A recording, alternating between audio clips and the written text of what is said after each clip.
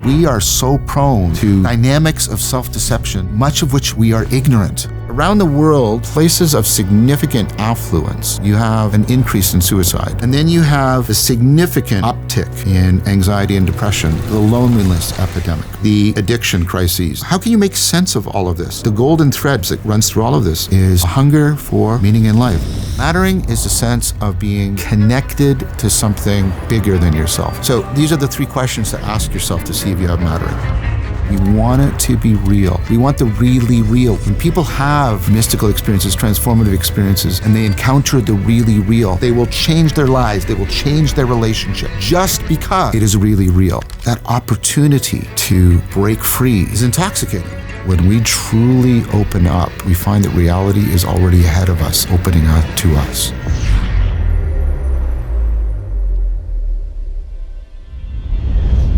Hey everyone, welcome back to the Know Thyself podcast. I'm honored to be sitting down with somebody who is a professor of psychology and cognitive science with a focus on reasoning, thinking, and cognitive development. He also focuses on the development and psychology of wisdom and growing intelligence. He's also an expert in Buddhist psychology and philosophy, and so he's really able to articulately bridge our modern understanding of the mind with ancient wisdom. John Vervaeke, thank you for being here. Andre, it's a great pleasure to be here.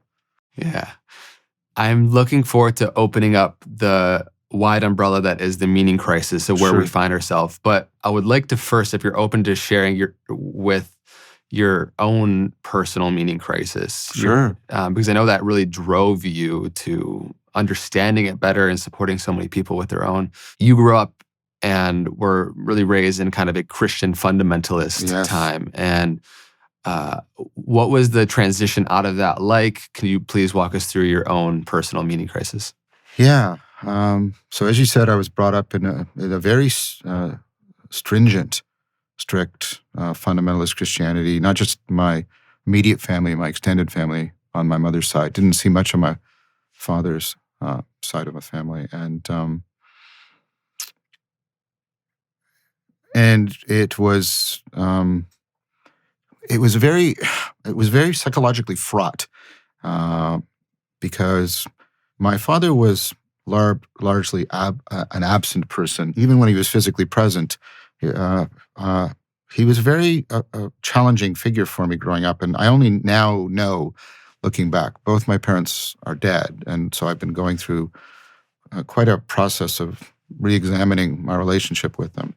But now that I have the requisite expertise, I would say it's quite probable my dad was autistic, and I didn't know it, of course, when I was a kid. And so I couldn't get why he couldn't pick up on my mental states and why he was sort of radically oriented the way he was. But that meant he was in many ways absent. And so my mother was the dominant figure in my life. And something that I only found out about her that has caused me, I think I could say I've come to forgive her. And it's been kind of a difficult journey. I found this out only much, much later. But when she was 15, her family forced her to marry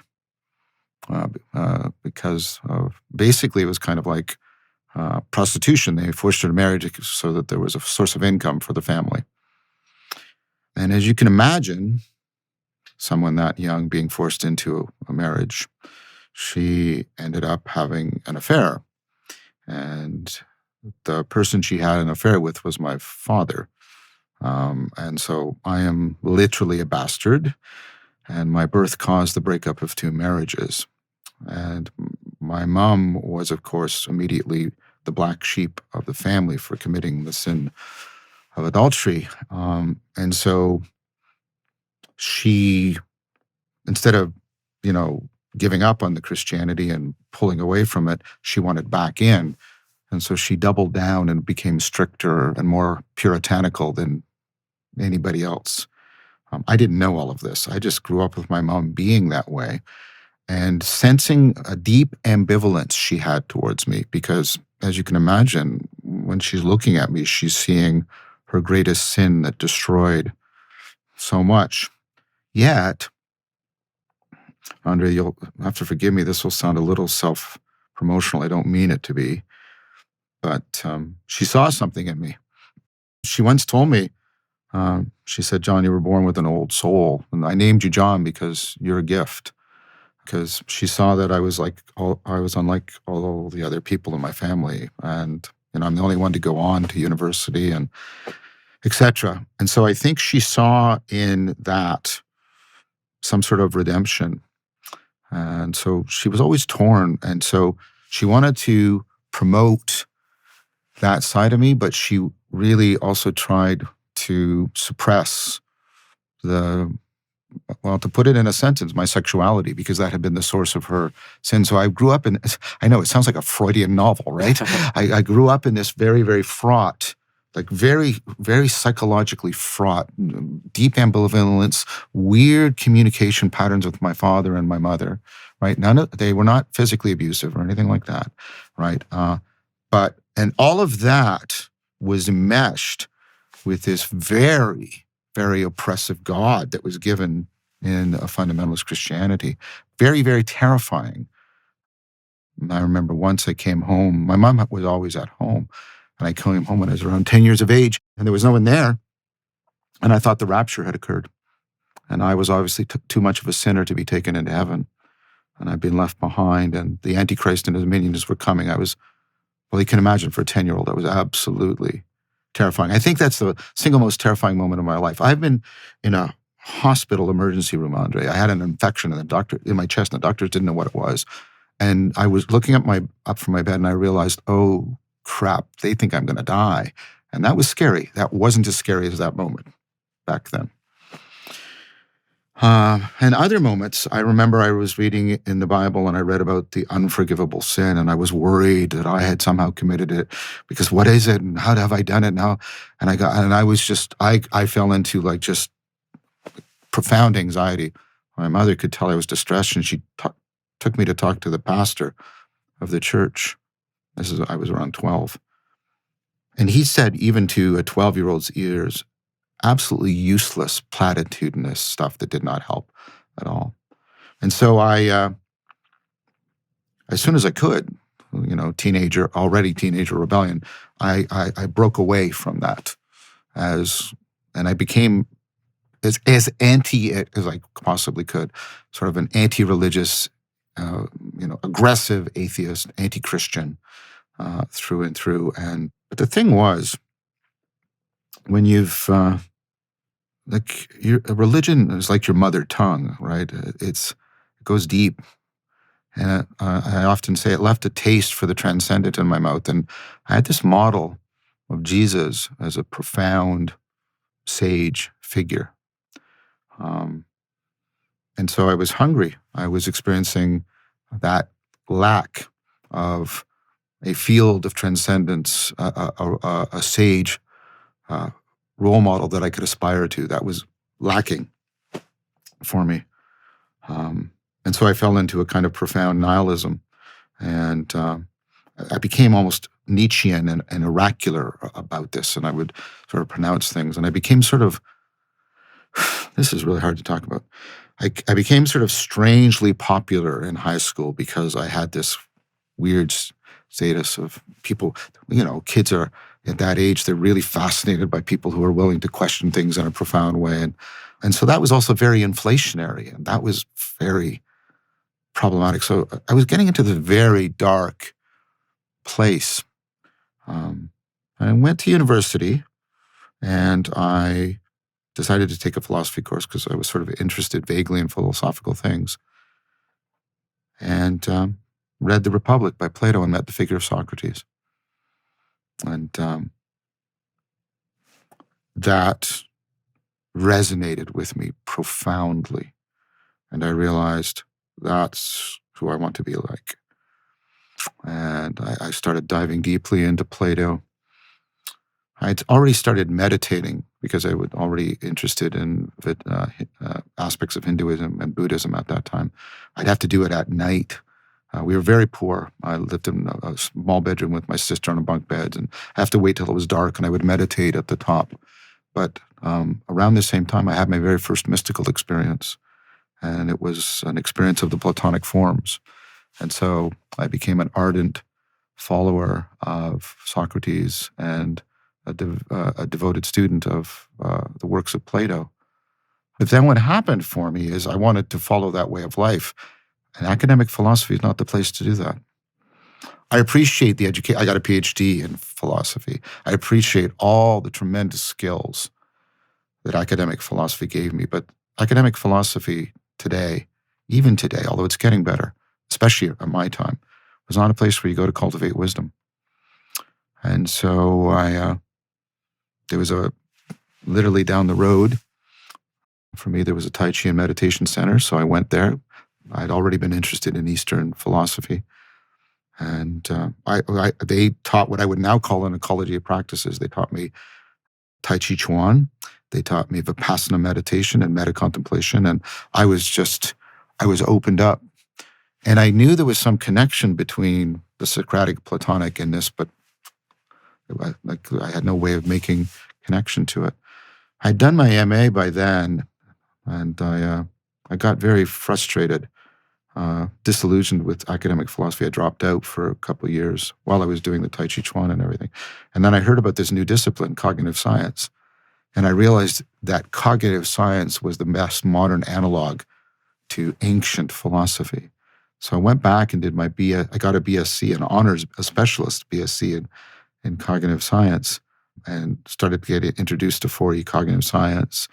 Met Evan Thompson, friend and colleague at one time he's still my friend, but he wasn't my colleague at University of Toronto. Then I went back and did my PhD in philosophy, but on cognitive science. And in cognitive science, especially 4E cognitive science, they were talking about mindfulness and transformative experience and mystical experience and states of consciousness. And it all started coming together. So Evan was supposed to teach a course called Buddhism and Cognitive Science at the University of Toronto, and his schedule got all mangled up and he couldn't do it. And they said, well, who else could teach that course? And he said, well, John could teach it. So I started teaching that course. And I was already teaching a psychology course on thinking and reasoning. And they asked me to teach another one. I turned it into the psychology of wisdom. And then I took those 3 courses and started integrating them together and talking more and more about meaning in all those courses. And my students' eyes would light up. And and then when I talked about wisdom, their eyes would, and I realized, oh, this is something deeper than just my own personal baggage. So I started doing this much, much deeper work. And I did that for about 10 years, really diving deep and integrating all that. One of my students came and he said, you got to put this on YouTube. I'll donate my time. I'm a professional videographer. My father's a professional editor. We'll donate our time. His name was Alan Kian. And that became Awakening from the Meaning Crisis. And that's how I got into it. Wow. Thank you so much for sharing, obviously, the difficult parts of your journey to relive, but it really sets the stage so perfectly, because there's many things you brought up. We're going to spend the rest of this podcast unpacking. One is we all often at different points in our life go through our own personal meaning crisis. Yes. The religious aspect of things, I feel like, is pretty relatable in modern society, where there is this throwing out of the baby Christ and spirituality with the religious Christian bathwater. Yes. And like you said, it left the taste of the transcendent in your mouth. I really like that, because there is obviously that fulfilling so many needs that no longer get met when you leave it and say all of it doesn't work. And I'm just so fascinated how you discovered Plato and Socrates and these transpersonal experiences that you had shortly after, because that to me is so vital on the path to one's awakening, having an experience beyond the conventional notion of self. Mm-hmm. The understanding that, it's like reading a menu versus having a meal. And we're in a society with so much information, an abundance of information, lacking wisdom, and these experiences that really taste, like tasting truth and talking about it are 2 completely different things. And so I'm really looking forward to weaving the golden thread between all of those as best as we can. But I first wanted to just go back to what specifically about Plato and Socrates was, what captured you so significantly about their the place in which they were coming from and perspective of life. Well, I mean, the great thing about Plato, I'm going to use a metaphor he does, and it's a little bit fraught given our sort of current identity politics and such. But I'm asking for some charity from the audience when they hear it. But it's his metaphor, and Plato talks about the fact that people have to be seduced into philosophy. If you just come at them and just sort of present philosophy face on, well, he saw what happened to his mentor.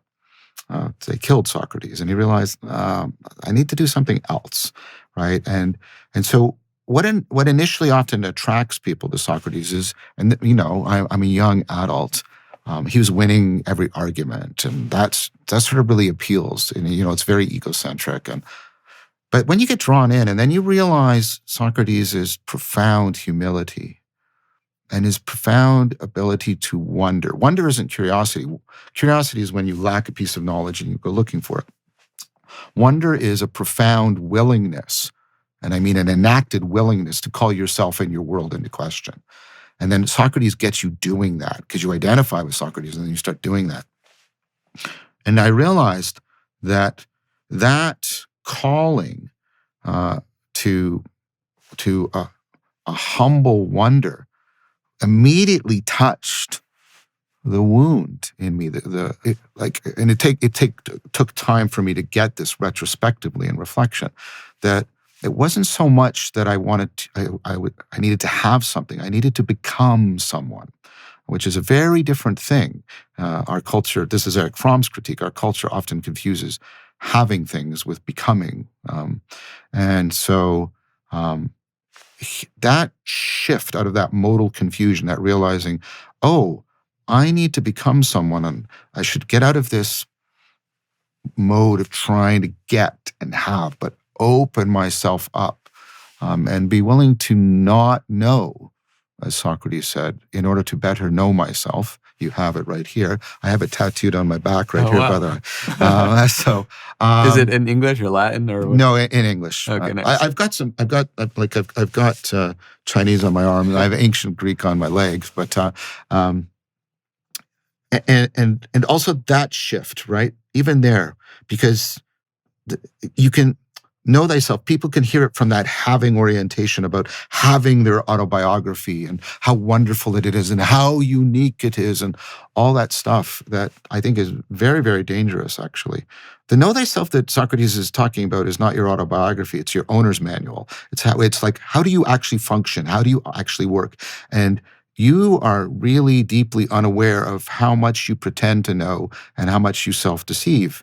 And then what you then realize once you've been sort of taken through that seduction is you realize how enchained you are, right? And of course, you get Plato's famous story of the people chained in the cave, and they need to be liberated and work their way out and see the world. And that opportunity to let go and break free and to see the really real is intoxicating. It's intoxicating. I mean, human beings, this is one of Plato's greatest arguments, that in addition to whatever we want to satisfy our desires, we want what satisfies our desires to be real. I regularly do this with my students. I'll say, so our society treats romantic relationships as the surrogate replacement for God, tradition, culture, the cultivation of wisdom, self-transcendence. You find the one, listen to the religious language, you find the one and they will make you whole and complete. And no human being can bear that. And that's why, our society is in this weird bind in which people are convinced that the most important way to have meaning in life is a romantic relationship. Well, but if you do regular surveys, the thing that causes the most suffering in people's lives is romantic relationships. And that's because we're idolizing romantic relationships. I'm in a profound one in it. I'm with the love of my life, and she's a fantastic woman. But romantic relationships can't bear that burden. And so, but I'll ask my students, how many of you are in deeply satisfying romantic relationships? And they'll put their hands up. And I say, okay, well, I'm now only talking to you. Of you guys, you folks, I should say, How many of you would want to know if your partner was cheating on you, even if that would absolutely terminate the relationship? And they almost all put up their hands. And I'll pick somebody. I'll say, well, why? Why do you want it to end? This is giving you all.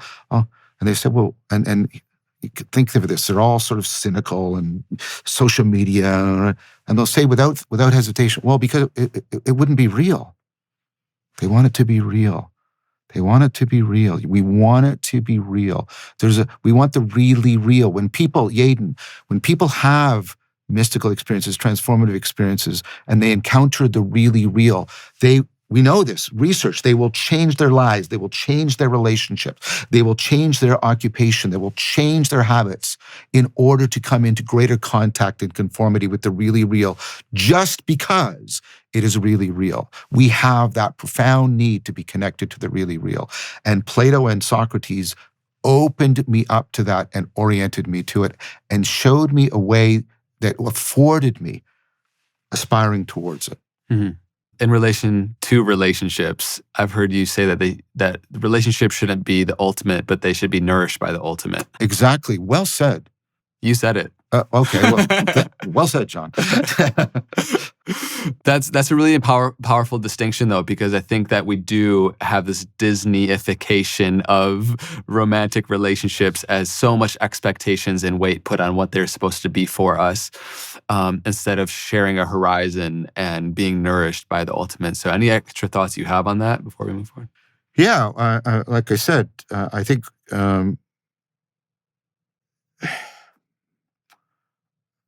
I want to be careful here because I want to make sure people are hearing me. I'm trying to speak in a way that's helpful, although it may sound a little harsh. Treating another person as that which will give you ultimate meaning is actually, it's selfish of you to do that. And because you're demanding something from them for you that they can't ultimately give. And so that puts them into a deep no-win situation. And we can often think, but I love the person so much, and it seems like an expression of love to do this. I revere Sarah. I dedicated the book to her, right? She's easily one of the best, if not the best person I've met in my life. I think very, very highly of her. But do you know the difference between an idol and an icon? An idol is something you look at and you want to control it in your grasp, because you think it is it. Whereas an icon, like think of a Catholic person looking at an icon of a saint, they don't think the saint is God, but they think that the saint is like a stained glass window through which they can have an aperture. They have a lens by which they can better focus and realize God. Sarah is that for me. And so that means for me, she becomes a way through which I actually properly carry out the Socratic task of transcending myself. And I reciprocate. I want to be a place within myself through which she can transcend herself to what is beyond her and beyond me. And we reciprocally open. And I just want to share with people that, and this is not because I'm some great relationship guru. I have screwed up so many relationships, right? And I, marriages and like the whole bit. I'm finally with the person I'm going to be with for the rest of my life. This is through long study and lots of failure, right? But that relationship where the other person is an icon and not an idol is so humanizing. Look, Plato's great lesson is we need to have, the English word isn't good. It's tension, and tension is just negative for us. But the Greek word is tonos, like the tonos of a bow or a lyre. It's the tension that makes things possible. Yeah. Okay. So for Plato, we are the tonos between finitude and transcendence. I get this from Drew Hyland. I love it. So we are we are fallible and finite. But if we just identify with that, we will fall into despair, and we will become servile, and we'll become victims of oppression. Because we are also capable of transcendence. We can make great poetry, great art. We can engage in great philosophy. We can participate in profound living conversations. We can enter into deeply nourishing, loving relationships. We're capable of profound transcendence. But if we just identify with our transcendence, we will go through inflation, and then we'll become tyrannical and want to oppress other people. But if we hold the two together, they will correct each other well. And this is what you do when your beloved is an icon. You constantly are keeping their finitude. They are not God, if you'll let me speak poetically. But there's a tonos through them to something that is ultimate. And so they shine with something that is beyond them. But that something that was beyond them isn't trying to eradicate or destroy them. It presences itself by presencing them even more. So well said. I love that. We are the tension. And I feel like I've read in one of the Buddhist texts saying, like, a blessed life is something approximating just the right amount of suffering. Yes. The friction in a way that is afforded to us. It gives us, through the experiences, people, circumstances in our life, the opportunity to refine and realize our true nature. Yeah. In the Buddhist cosmology, you don't want to be born as an animal or a god. Right? The middle realm. Yeah, and there's a Nietzsche quote, Aristotle, Nietzsche's quoting Aristotle, he says, this is Nietzsche, Aristotle says, in order to live alone, one has to either be an animal or a god, but one can be both, a philosopher. I'm lit up by all the directions in which we're going to explore in this conversation, but I do want to set the stage a little bit more because relationships are one aspect in which we kind of deify, right? Yeah. This in search of meaning. And this amazing book that was obviously inspired by your life's work, research, study, the amazing YouTube series that you did on the meaning crisis. For people that don't know, what is the meaning crisis? And can you share some stats and some context for just how bad it currently is on the planet right now? Yeah. So my co-author is Christopher Mastropietro, and we wrote it with the amazing help of Madeleine Abramian. So when people talk about whether or not their lives are meaningful, they're using meaning as a metaphor. It's like the meaning of a sentence. Sentences are meaningful. Like if I say, that doesn't mean anything to you, right? But if I say there's a cat on the mat, that means something. Now, what goes into that? If we slowly unpack the metaphor, we can get a sense of what people are gesturing to with the metaphor. So think about how all the words cohere together. They cohere together. Right? They make sense together. And what they do is they connect you to the world with the possibility of truth. It could be true that the cat is on the mat, and then you're connected to reality. So there's this coherence, there's connectedness, and the sentence signifies the world to you in a certain way. It makes the world significant to you in a certain way. Now, if you look at all the work and I do, because in the psychology of meaning in life, not the meaning of life, the meaning of life is some metaphysical proposal. We're talking about a cognitive psychological phenomena, the meaning in life. This is what people are talking about when they say, even though my life has been filled with frustration and failure and betrayal and guilt and shame, I still want to keep going because my life is meaningful. Okay? And we can maybe talk a little bit later about how it's not the same thing as subjective well-being or mastery of one's environment. So, if you take a look at there's four features of meaning in life. One is coherence. What people mean is there's something like the structure of their experience that's like the coherence of a sentence. Well, what does that mean? Well, coherence is the opposite of absurdity. Absurdity is when you have two perspectives that are clashing so that one undermines the other. So here we are, you and I, we're in this little perspective. We're here and we're doing all this stuff, and it's also meaningful. And then I get you to zoom out to the entire universe, the cosmic perspective. And from that perspective, our little lives could seem insignificant, right? They could seem absurd. There's a clash. Now, before that gets too dark, realize that we have a way of dealing with potential absurdity between perspectives and reconciling it with an insight. So we already have a sense of humor. That's what humor is. Humor is when there's a clash between perspectives, and then you get an insight that reconciles it. So just to hold that out so people don't immediately, because when I sometimes say that, that's kind of a dark thing to say.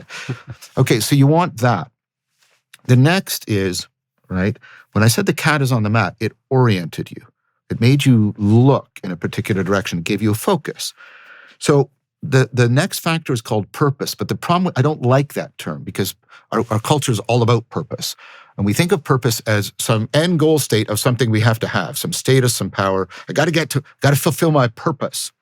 The problem with that is and I realized this in high school, and I went around writing there is no purpose, because I realized even then, before I saw any of this research, that doesn't work, because if you never get it, your life was meaningless. And once you get it, and once you've got your thing, your purpose, then your life becomes meaningless. So don't think about purpose that way. Think about it as orientation. You need a North Star, something that orients you, helps you consistently focus, helps you navigate and track through reality and narrate and keep track of how you're tracking through reality. It's an orientation that allows you to narrate and navigate. That's what you need. The next is significance, like the sentence. It has to, right? Things have to be you have to have a lot of significance. You have to have things that seem very real, deep, not ephemeral, superficial to you. Okay? And then finally, and turns out most importantly, is mattering. Mattering matters the most. Mattering is a sense of being connected to something. I'm going to put it in scare quotes because it's another metaphor we have to unpack. Something bigger than yourself. But this goes back to what I pointed out about Plato. We want to be connected to something that's really real. So these are the three questions to ask yourself to see if you have mattering. What do you want to exist even if you don't? What do you want to exist even if you don't? That's right. Got it. How really real is it? Mm-hmm. Is it not virtual, not ephemeral, not superficial?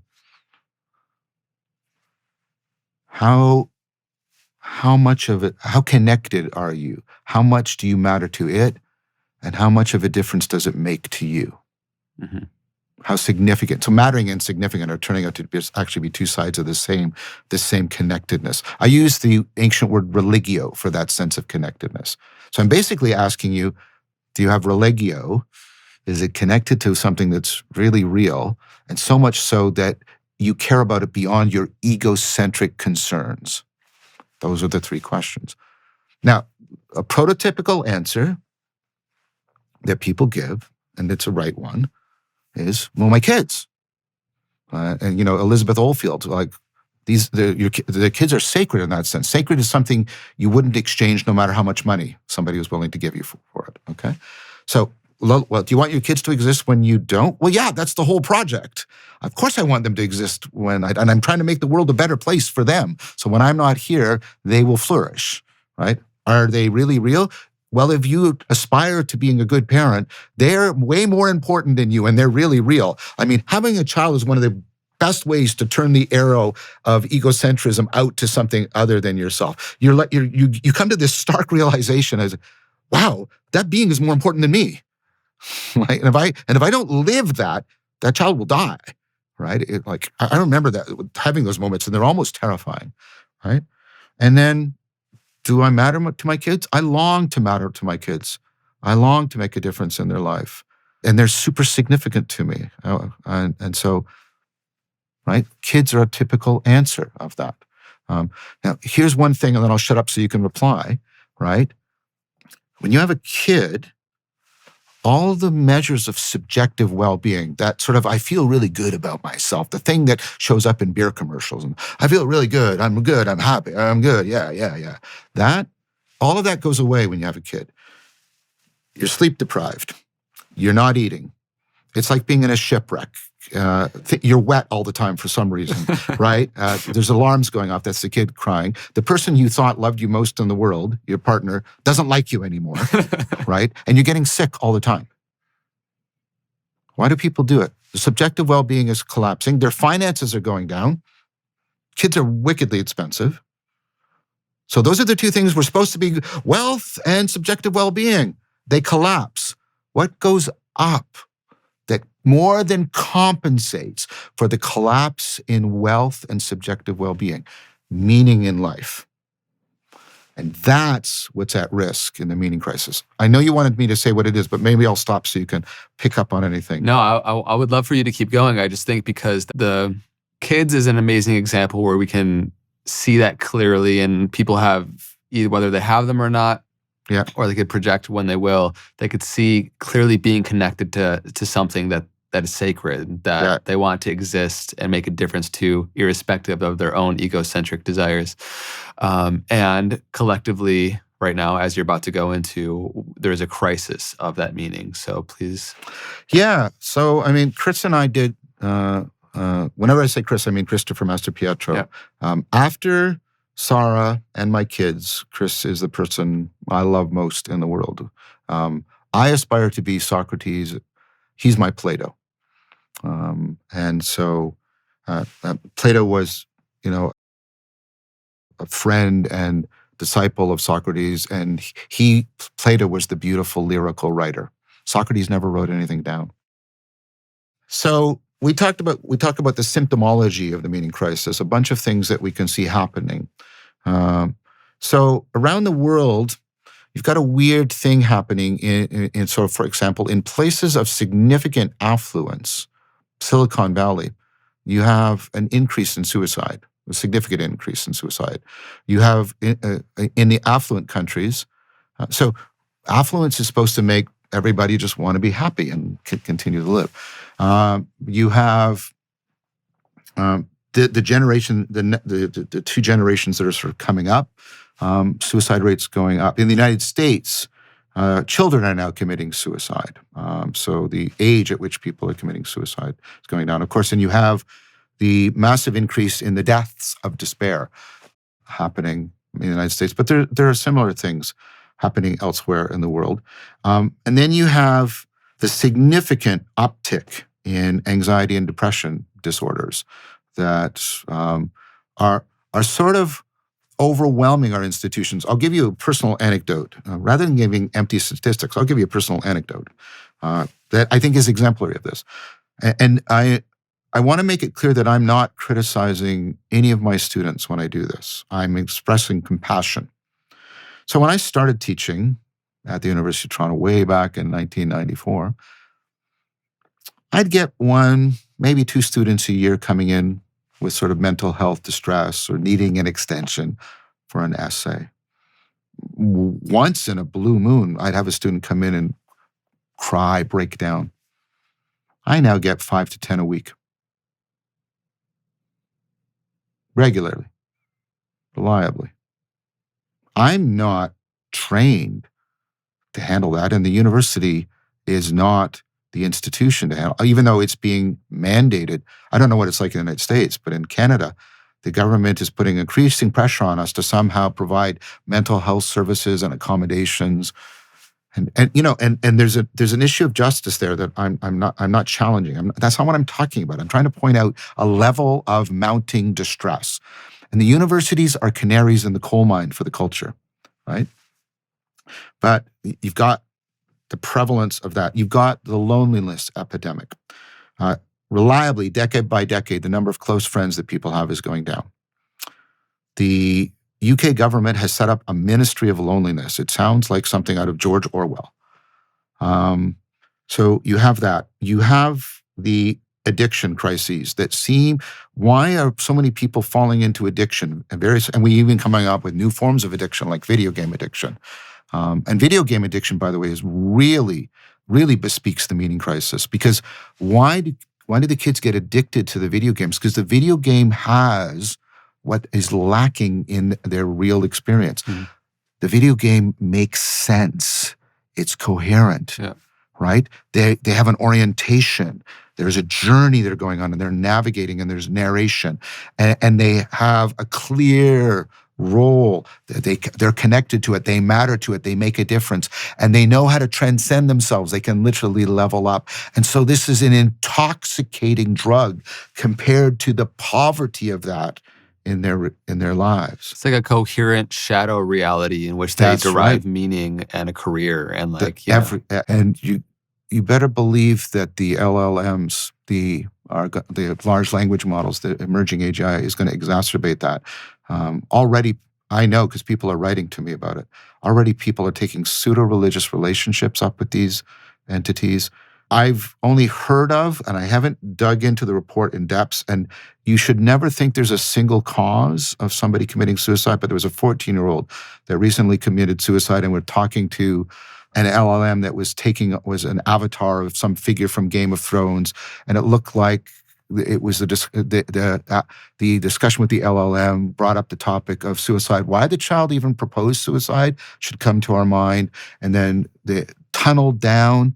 The opposite of that reciprocal opening I was talking about, Right. reciprocally narrowing into suicide. And we get this overwhelming fervor around mythological worlds. Like look at the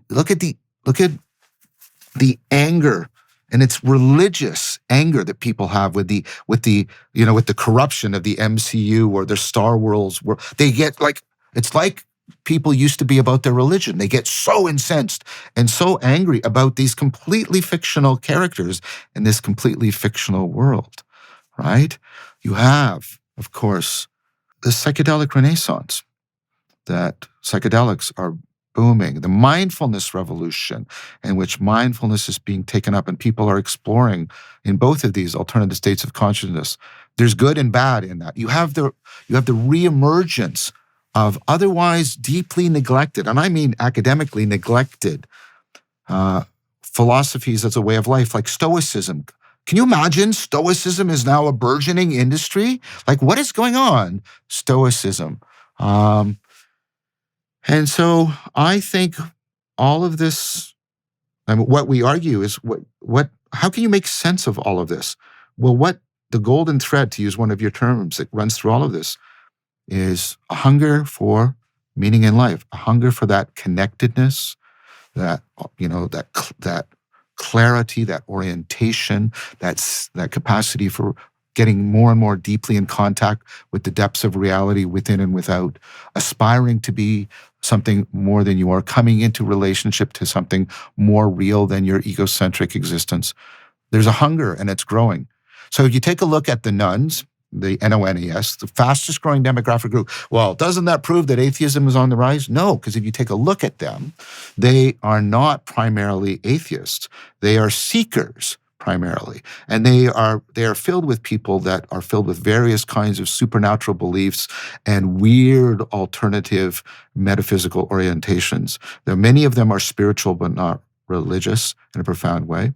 If you take a look, just a few more stats. If you take a look at sort of the Enlightenment, I mean, that period of European history, the 17th and 18th century that has given us our fundamental grammar for how we think about ourselves in the world. It gave us a story about why people are religious. Well, people are religious because they're not clear thinkers, right? And people become atheists when they're analytic and clear thinkers, or they're religious because they're in, very dire circumstances. And once they're sort of economically situated, that, then they stop being religious. And when I'm a scientist, actually look at the research done by and large by atheists, by the way, showing that that's not why people are believers or not believers.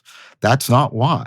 People are believers because they have lived with other people that they consider credible, trustworthy individuals that are wiser than themselves. And what we do with those people is we internalize their perspectives. You and we reflect on ourselves because we have internalized how other people reflect on us. And we imitate them doing it. And that's how we get our ability to know ourselves. We get it by internalizing other people. So if your parents were particularly religious and you found them wise, you will be so. If they were atheistic and you found them credible, you will be so. Now, why does that matter to the mean crisis? Well, How the West Really Lost God by Edelstadt. If you look at countries that are by and large secularist, there's a high correlation between being secular and how much people live alone. Mm-hmm. They live by themselves, right? And when we live by ourselves, we lose that network. We lose that network that gives us a greater capacity for meta-perspectival awareness. And one last connection, and then I'll shut up again. I was privileged to take part in a published paper, High Impact Journal, led by Igor Grossman, somebody I know.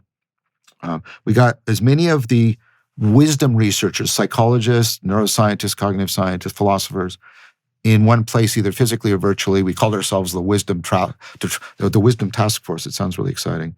And we actually turned out a consensus paper on what wisdom is. And one of the core features is perspectival metacognition, the ability to take multiple perspectives on a situation and reflect on yourself through alternative perspectives. So as we become alone, we've become lonely, we've lost wisdom, and we've lost that perspectival metacognition that's at the center of wisdom. All of that has contributed to the meaning crisis. All right. So in the realization that this is what's happening, we observe the many different compensatory behaviors that arise, such as parasocial relationships, consumer identity, New Age spirituality without rigor. A lot of these things arise out of that space of individualism and not being connected to, like you were speaking to, with community and so many different things. And so if you had to boil it down, which is probably unfair to try to make you do, I'll try. For the reason of why collectively this meaning crisis is happening, what would you say are the main contributors? So because our cognition, it's so intelligently adaptive by being really dynamically self-organizing and complex and multi-leveled, and that makes it so powerfully adaptive, right? And it orients us and it binds us to the world. It's also a profound engine of self-deception. We are profoundly capable, and this is I do a lot of work on irrationality and rationality. We are so prone in ways of which we are, myself included, I'm saying we, to dynamics of self-deception, much of which we are ignorant. So, one thing that people do, and this shows up in social media. People have probably heard of this, but that doesn't mean you're not being affected by it, because it largely affects you unconscious. Confirmation bias. You will tend to only look for evidence that confirms something you want to believe is true, and you will tend to not find salient. That means it attracts your attention and makes you interested. You will tend to discount or reduce the salience of things that might challenge your belief. And so, right, when you go on social media where you have the pretense that you're interacting with independent other people who could challenge you. But in fact, you're selecting who and what you can hear from. So you're pretending that you're getting critical feedback and you're not. You can magnify the confirmation bias and engage in something sort of like confirmation porn, right? And so and that's just one of many examples. We are beset by self-deception. So, And this is not largely a matter just of belief. Like you were talking about earlier, it's how we taste things. It's how we perceive things. It's our state of consciousness, our traits of character. So we need practices. We can't just change our beliefs. We have to change our skills, our traits, our states, and our relationships. And so we need practices to do this. Now, there is no panacea practice. There's technical reasons for that. There's no one practice that can alleviate all of your problems of self-deception, because every practice has a bias built into it. So what you need practices that complement each other, that work in opposite directions. So, for example, I went to the Tai Chi. They had a meditation practice. Meditation makes you stand back and look at how you're framing the world. Now, that's good, but if I always only do that, I'm in trouble. I also need to put my glasses back on and see if I can now see more deeply. Well, that's contemplation. So you need to be moving between a meditative practice and a contemplative practice.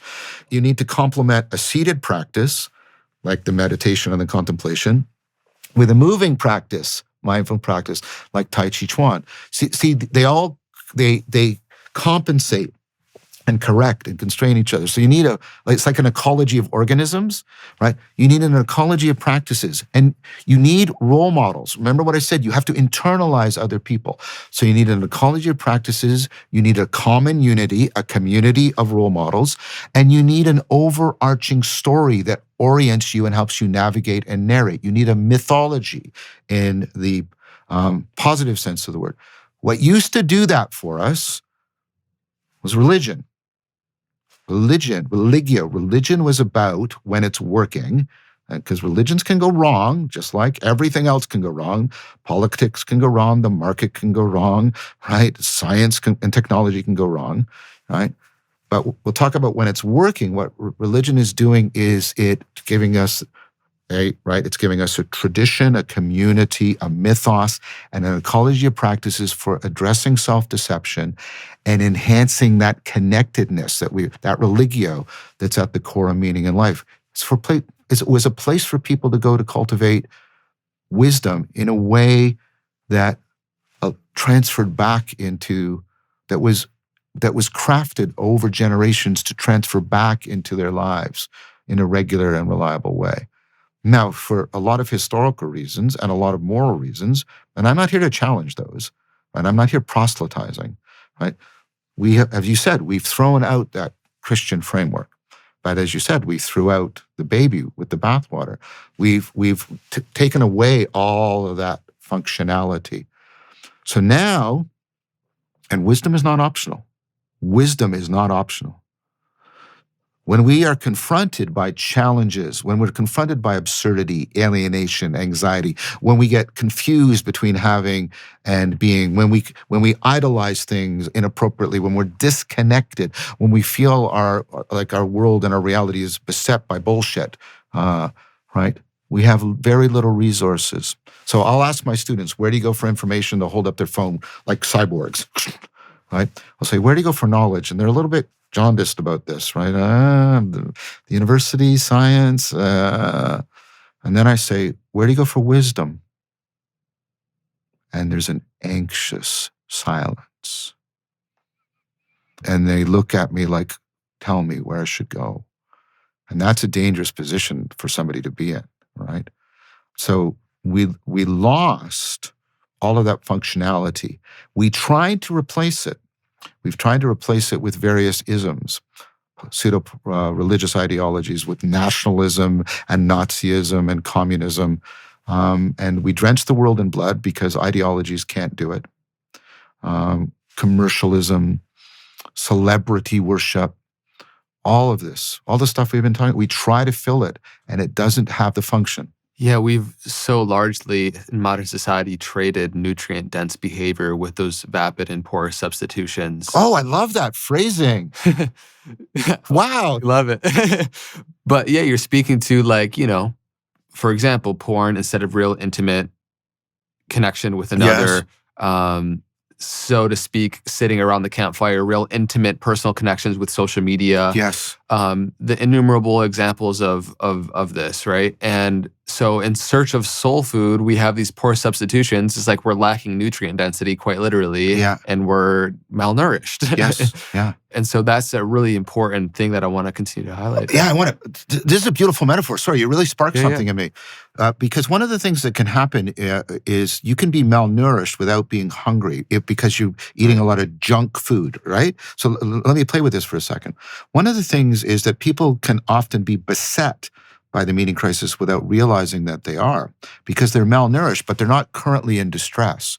And what they don't realize is, like when you have nutritional malnourishment, right? Your physiological resilience, your ability to resist disease or to heal from trauma is radically reduced. Now, until the disease or trauma comes along, you don't notice it. But when it comes, you're in a disaster. It's the same thing for the meaning crisis. People are sort of drifting around, I'm okay, right? Until something happens. And then they realize, and I see it at the university, like I said, there's no depth of resilience. And COVID showed that. When so many people were thrown back into a genuine challenge to their everyday routines, many people went they got into very dire. I predicted one of the negative things. This is one of these weird things where you're happy about something you predicted because you're a scientist, but because you're a human being and you hate that it came true. I predicted a massive increase in spirituality, which happened. I predicted a mental health tsunami that would happen. Those are the indications. Because spirituality is a terrific symptom of the meaning crisis. COVID hit, there was no resiliency, And the meaning crisis then demonstrated. Conspirituality, conspiratorial, spiritual Yes. ideations. Yeah. So I was privileged to watch a really good documentary where somebody went to a QAnon meeting, and what's really interesting is it's got exactly the structure of a Christian service. There's a sermon, there's singing, there's readings, there's social networking. It's not just a conspiracy theory, it's a shared worldview that gives people a orientation, a sense that they've cut through the bullshit to something that's real. They're connected to themselves, to other people. There's something that matters. It feeds the meaning crisis, and it feeds it with a pernicious narrative. This is good stuff. Yeah. This is important. Any other main contributors you want to highlight because you can see the entertainment world and the political arena. Two more. So we've got this turn towards the dark in our popular media, increasingly dark. And I've seen people praise something just because it was dark. And I'm tired of dark. Like, it's like, oh, it's so dark. It's like, and? But see, the dark is at least closer to the reality of the situation. And that's why people like it. Does observing how past civilizations have risen and fallen inform us how we, about our current situation? Oh, very much, very much. Let me just say the thing about the political arena. A symptom of the meaning crisis is people feel increasingly disenfranchised, disconnected, like it doesn't matter. It's all just an arena of bullshit. I'm using that term technically, Harry Frankfurt's notion of it, right? Yeah, bullshit. And at the same time, everything is fraught with the political fervor. Everything we do is politicized. Even, you can't do anything now without the political aspects of it. And people, right, and the relationship, the political positions people take up are very much religious. There's cultish relationships. There's symbolic acts of tearing down. I'm metapolitical. I think both the left and right are guilty of exacerbating the meaning crisis. So I want it clear that I'm criticizing both sides here, right? And you've got this, it's pseudo-religious behavior all over the place. All these symbolic acts we're doing, and we're doing it for these very, very comprehensive worldviews, and people completely identifying it. That's a religious phenomenon. I'm not the only one saying that. Everyone's now. So anthropologically, what's happening, especially in American politics, but you can see it in European politics too, and Canadian politics, is it's trying to take, it's acting as I'll use your metaphor, a non-nutritious surrogate for religion. Now, to your question, excellent historical question. We talk about it, Chris and I, in the book. The West, or whatever that ultimately refers to, has gone through a significant meaning crisis before. So Alexander the Great conquers most of the known world. I mean, that's not really true. India and China were still out there, but you know what I mean, right? And he Hellenizes all of that. And then he dies without leaving a determinate heir, and then it breaks up in these smaller empires that are all fighting each other. So I want you to compare somebody that's living in the time after Alexander with somebody who's living in the time before Alexander, the time of Aristotle, the guy who taught Alexander. So in the time of Aristotle, you live in the same place as the people who govern you do. And you and your ancestors have been there for multiple generations, and your neighbors too. And the families all know each other. And you speak the same language, and you share the same religion, you have the same concerns, the same projects. And in fact, you're so bound to this that you'd rather be killed than suffer the punishment of being ostracized, which is forced to leave your home. That is one of the greatest punishments. We look at this in the ancient world. They threatened to ostracize him, and we go, okay, I'll move from Hamilton to LA. Who cares? This is the titanic punishment in the ancient world. Now you go to after Alexander. Where you're living, the rulers are thousands of miles away. You could go to bed and you're in the Ptolemaic Empire, and you wake up and you're in the Seleucid Empire. The people around you speaking different languages, worshiping different gods. You've probably migrated. They've probably migrated.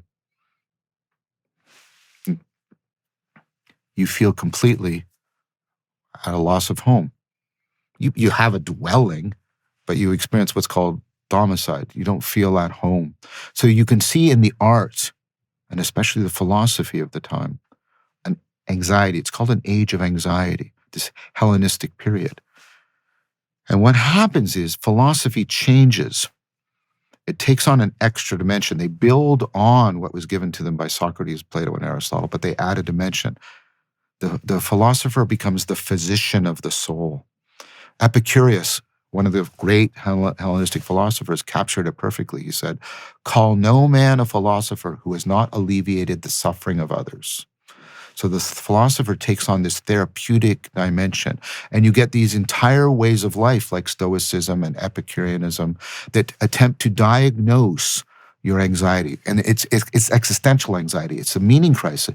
And they diagnose, and then they give you a prognosis, which isn't having a bunch of beliefs. It's about, they give you an entire ecology of practices, and they give you a community, and they give you exemplary figures like Epicurus, like Socrates, like Plato, that are then they basically turn philosophy into a religion in the positive sense of the word, as a way of addressing a meaning crisis.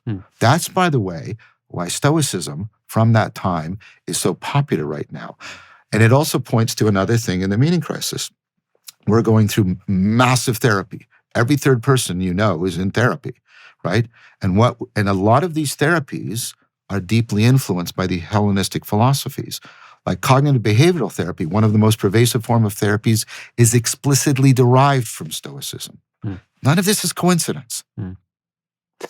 The scale we're seeing it at is just obviously puts us at exponential risk to the meta crisis in so many ways, because I mean, you go to like 1810-ish, where there's like 500 million people on the planet, to now just in 200 years to over 8 billion. Yes. The scale in which things have transpired is quite astonishing. And I'm just curious, because you can look back at those times and kind of pull things from, but like we've never experienced the scale of individualism as we currently are in today's day and age. And so obviously that puts us at risk for so many things. And we have massive technological powers that was not right out of grasp.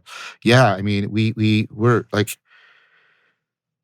and before, well, I mentioned it with Alexander's empire, there's still the terrifically deep civilizations of India and China, and there's all what's going on Mesoamerica, the Incans and the Mayans and all of that. But now we have this global thing. And I'm not saying there aren't indigenous cultures or things like that, but it's global. There isn't something outside. So not only is there more, are there more people, and there's more technological power, and that technology has the power, the potential to run away with itself, like the LLMs. There isn't an outside civilization, right? We have the one global civilization. And the meaning crisis is a form of what's called scarcity mentality. Scarcity, whenever you're lacking something that's nutritive, I'm going to keep playing with your metaphor because it really sparked me. Okay, so you have scarcity. You lack food. You get, well, I don't know about you, but I get hangry when I lack food. And so what happens when you're in a scarcity mentality, think about when you're hangry, right? You become very short-term in your thinking, you become very narrow, you become very aggressive, you become very egocentric, and you become very rigid, right? Does it sound like our political arena, by the way?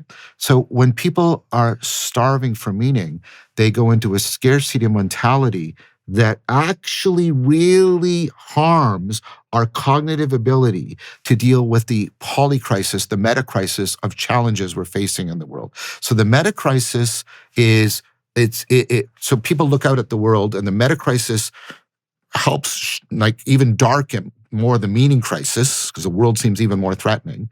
And then the meaning crisis hamstrings us, so we become less and less capable of dealing with the world. And what's happening is we're reciprocally narrowing. The world is we're losing options in the world, and we're losing our cognitive capacity in the face of it, and we are reciprocally narrowing down where we're feeling trapped. It feels like the way that you even just physiologically kind of displayed that was, one of the worst or perhaps the worst punishment one could give someone is solitary confinement. Oh, yeah. And we've kind of been somehow societally convinced to willingly put ourselves in a version of that in our own bedrooms with technology. And like you spoke to earlier, I think you would assume that an increase of affluence and comfort and technology would increase well-being, but like you were speaking to, that knowledge and information without wisdom is like exacerbating the issue even further. And so for everyone who's listening, I promise we're going to come up for air soon and explore those ecology practices and things that can really develop our own individual personal meaning crisis. But any other thoughts you have there on the aspect of how technology and comfort, like I want to pick up on and did do you? That's also, I think, very insightful to amplify it. So think about like you said, loneliness. Think about these really deeply effective and there's very comprehensive. They sink into the depths of your soul and they color and pervade your whole world. When you're lonely, think about when you're homesick. So we have done this thing where we're making people homesick within their culture. So they're lonely, they're homesick, they're starving. And the technology is not helping. The technology is magnifying. It's like I said with the confirmation porn, right? It's magnifying all of this, and it's giving us the ersatz, surrogates, the false substitutes. Oh, well, I don't have friends, but I have all these social connections, right? Well, I'm not at home, but I can go into this virtual world where I play an important role, right? Well, I'm starving for meaning. So what I'll do is I'll fill myself with more and more intensity of experience. So, musicologists have talked about the fact that the complexity of popular music is rapidly eroding because we are more and more pumping the intensity and the salience at the expense of any attempt to convey profound, transformative meaning. It's like a dopaminergic roller coaster. Right. And yeah. And so what people are attracted to that because they're in scarcity mentality, but it doesn't feed them, so they stay hungry, and then the whole thing exacerbates in a vicious cycle. Yeah, it's like the hungry ghost analogy from meaning. Buddhism. Yes. Excellent. You're on fire. Oh, thanks. You're on fire too. Fire conversations. Okay, so bringing this a little bit more into the personal. Please. For our own personal quest for meaning, how does contemplating what will matter most upon death reveal how we should change our behaviors and values and how we're living currently? Because I think on the personal quest for meaning, I've heard you speak to the importance of wisdom and friendships, and being connected to, like what you said earlier, things that have value and meaning to you beyond your own personal egocentric survival. And so I would be curious to hear your thoughts on what is going to matter most to us when we're going to face death and how that should inform how we live. This is brilliant. So priming is when you just give people information and you don't make it sort of explicit, but it affects their behavior. So when you prime people about markers, like you're having people read a whole bunch of words and they're just reading words, you tell them it's a reading comprehension task. But in the list, there's words like coffin, skeleton, corpse, right? All this, and when you make that sort of salient to people in that way, people go into scarcity mentality and they get very rigid. At least this is what what's called mortality research or terror management theory shows. I have some questions about the methodology, but I think overall it's reasonable that they found a phenomenon. So, and if I just give you the propositional facts, notice what that does. That locks you down. But now let's move away from the propositional. Let's move to the perspectival, right? Now I ask people to imagine that they're dying. They're in death reflection, and they can have the people around them. That has the opposite effect on them. Now they come out of that and they open up and they start to wonder and they start to look for these deeper connections. Because people, through death reflection, sounds morbid, eh? Through death reflection, people come to the realization of the things that really do matter to them. They'll say, I care about the relationships I've had, not only to other people, but to reality and to myself. I care about like the good I've done. I've cared about the truth I've said, and the things that we're told are good, like we're supposed to be pursuing. They don't come up. They don't matter because they don't matter. They don't contribute to meaning of life. Because you see, when you're facing death, subjective well-being and wealth are going away. The only thing you're going to carry with you to your last moment in your confrontation with death, and this was the great insight of Epicurus and the Stoics, is your meaning and wisdom. That's it. And so if you shift off the propositions of mortality and you shift to, no, take up the perspective, take up the lived experience of, actually imaginally reflecting on death. What becomes salient are the things that have contributed to meaning in life.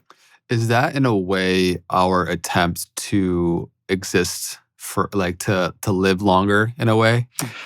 So you might think that, but I've done a lot of Buddhist practices, and there's something similar in Stoicism, and those practices are designed to make one horrified of immortality. I can't do the whole practice here, but I'll give you an intuitive sense for it. So you want to live forever, right? Well, then you watch all your friends die. Oh, well, then they have to live forever too. And then all of their friends and all of their friends, and basically nobody can die. Okay, that's a problem. So what are we going to do? Does that mean nobody's going to be born? There's no more kids? How meaningful is existence without children? And now, is it just that none of the people can die? Well, none of their pets should die. And then, oh my gosh. And then what you realize is the entire universe has to freeze and not change at all. And then you realize, okay, I'm going to go on forever and ever, which means I'm going to have an infinity of events where I screw up, where I fail, where I let myself and other people down, where I betray. I'm going to have an infinity of those. Can I bear that? And then we're all going to get to a place where we have an infinity of guilt and shame. Can we bear that with each other? Can we forgive infinitely each other? And then, if I live, I've changed a lot since I was 4. If I live forever, will I change so much that I'm virtually unconnected to the person I am now? Inevitably. So even if I don't die physically, John Vervaeke, it's gone. Absolutely. And so it's even futile. And when you really live this, you realize, wait, I don't want any of that. That's horrific. And so then you have to ask, what is it people think they want with immortality? This is at least the Buddhist proposal.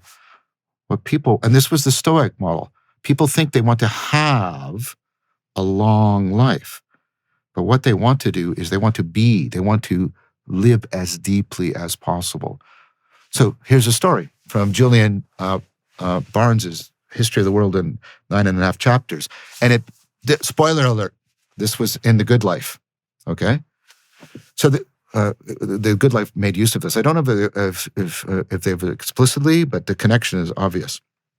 This guy dies, he goes to heaven, he meets St. Peter, and he plays golf until he can play it as best as he possibly can. He does all these things.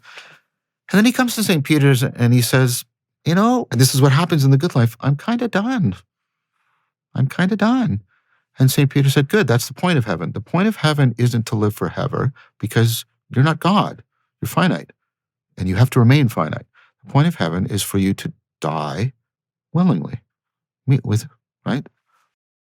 What the Stoics say is that, now that's a mythological thing or it's a TV show. The Stoics say, but that is available to you right now.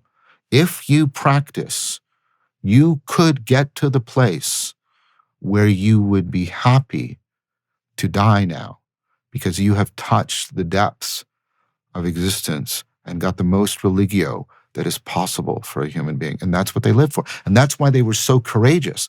That's why they would, and you have to be really careful about this, that's why they were willing to advocate for suicide in this very limited circumstance in which It was the only way to prevent them from engaging in immoral, vicious behavior. And Seneca, for example, did this. So I do think that obviously there's a biological urge to keep on living, but we can reflect on that. We can move from a scarcity mentality of just want to live to a wise perspective, a reflective perspective where we say, no, what I want is I want to live as deeply as possible. Death and our own mortality, I feel like, really affords us an opportunity, unlike anything else, to truly confront. I'm glad that I'm mortal. I am glad that I'm mortal. Yeah. What you're saying is I'm very, very glad. If a truck is bearing down on me, I'll get out of the way. But I deeply don't want to live more than another 20 years. But I would push back on the notion and say, let's jump to 20 years from now. Would you want to live an extra day? One more day? I've seen people die. I've been with people dying. I'm old enough now. And I've seen the difference from people dying who wanted to live another day and the anxiety and the terror, and people who were ready to go. And I don't mean people who are ready to go because they're beset by pain. Yeah. They're done. Yeah. And their lives are done and they feel a completeness. I've been with them. I want to be them. I aspire to being them. So will I be like that? You're asking me? I don't know. Do I aspire to be like that? And is it possible? Yes. Yeah. I think it's a really beautiful place to arrive to. Also similarly strive and to live life with a sense of abandon in that regard as well. How much do you feel like in regards to belief and our need to make meaning and believe things as human beings is driven through our insecurity of not knowing? Because death is obviously a huge uncertainty. Yeah. And sometimes, oftentimes, we as humans create all sorts of beliefs and dogmas to cure that insecurity of not knowing. Yeah.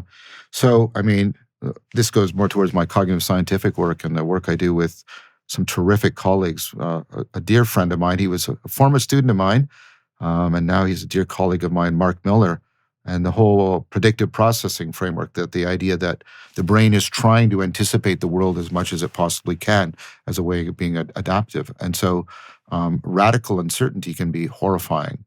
But of course, and we've tried, part of what the Enlightenment promised was, we'll give you certainty. Descartes will give you certainty. We'll give you a formal system that is complete and consistent and will render everything certain. And we now know, because of Gödel and Einstein, that is logically and physically impossible. And the world is actually complexifying with emergent information. So it is radically uncertain. It's not just that there are risks. Risks are probabilities, negative or positive, negative usually, that we can calculate. Uncertainty is we are radically ignorant, right? And so what we have to do is give up that Enlightenment promise of certainty. Obviously, pursue as much knowledge as we can. But instead, the shift, and you see this in all of the Hellenic philosophies, you see it in Buddhism and Taoism. And this is like really, especially in Buddhism and Taoism, or Zen, you get Zen by integrating Buddhism and Taoism together. Let's try something else. So I'll use an analogy from biology. There's the evolution of traits, like, we've evolved this particular trait. But biologists, and biology is the science that's going through a scientific revolution right now. Biology is the philosophically important science right now. My colleague at the University of Toronto, Dennis Walsh, is a clear example of that. Physics is theoretically moribund. That's why they had to give the Nobel Prize to a cognitive scientist, computer scientist, colleague of mine for the University of Toronto. And yes, all truth does come from the University of Toronto. Geoffrey Hinton got the Nobel Prize in physics because they can't find an actual physicist to give it to. Okay, so but in biology, they're now talking about the evolution of evolvability, right? So you're not evolving a particular trait because a trait depends on a certainty in the environment.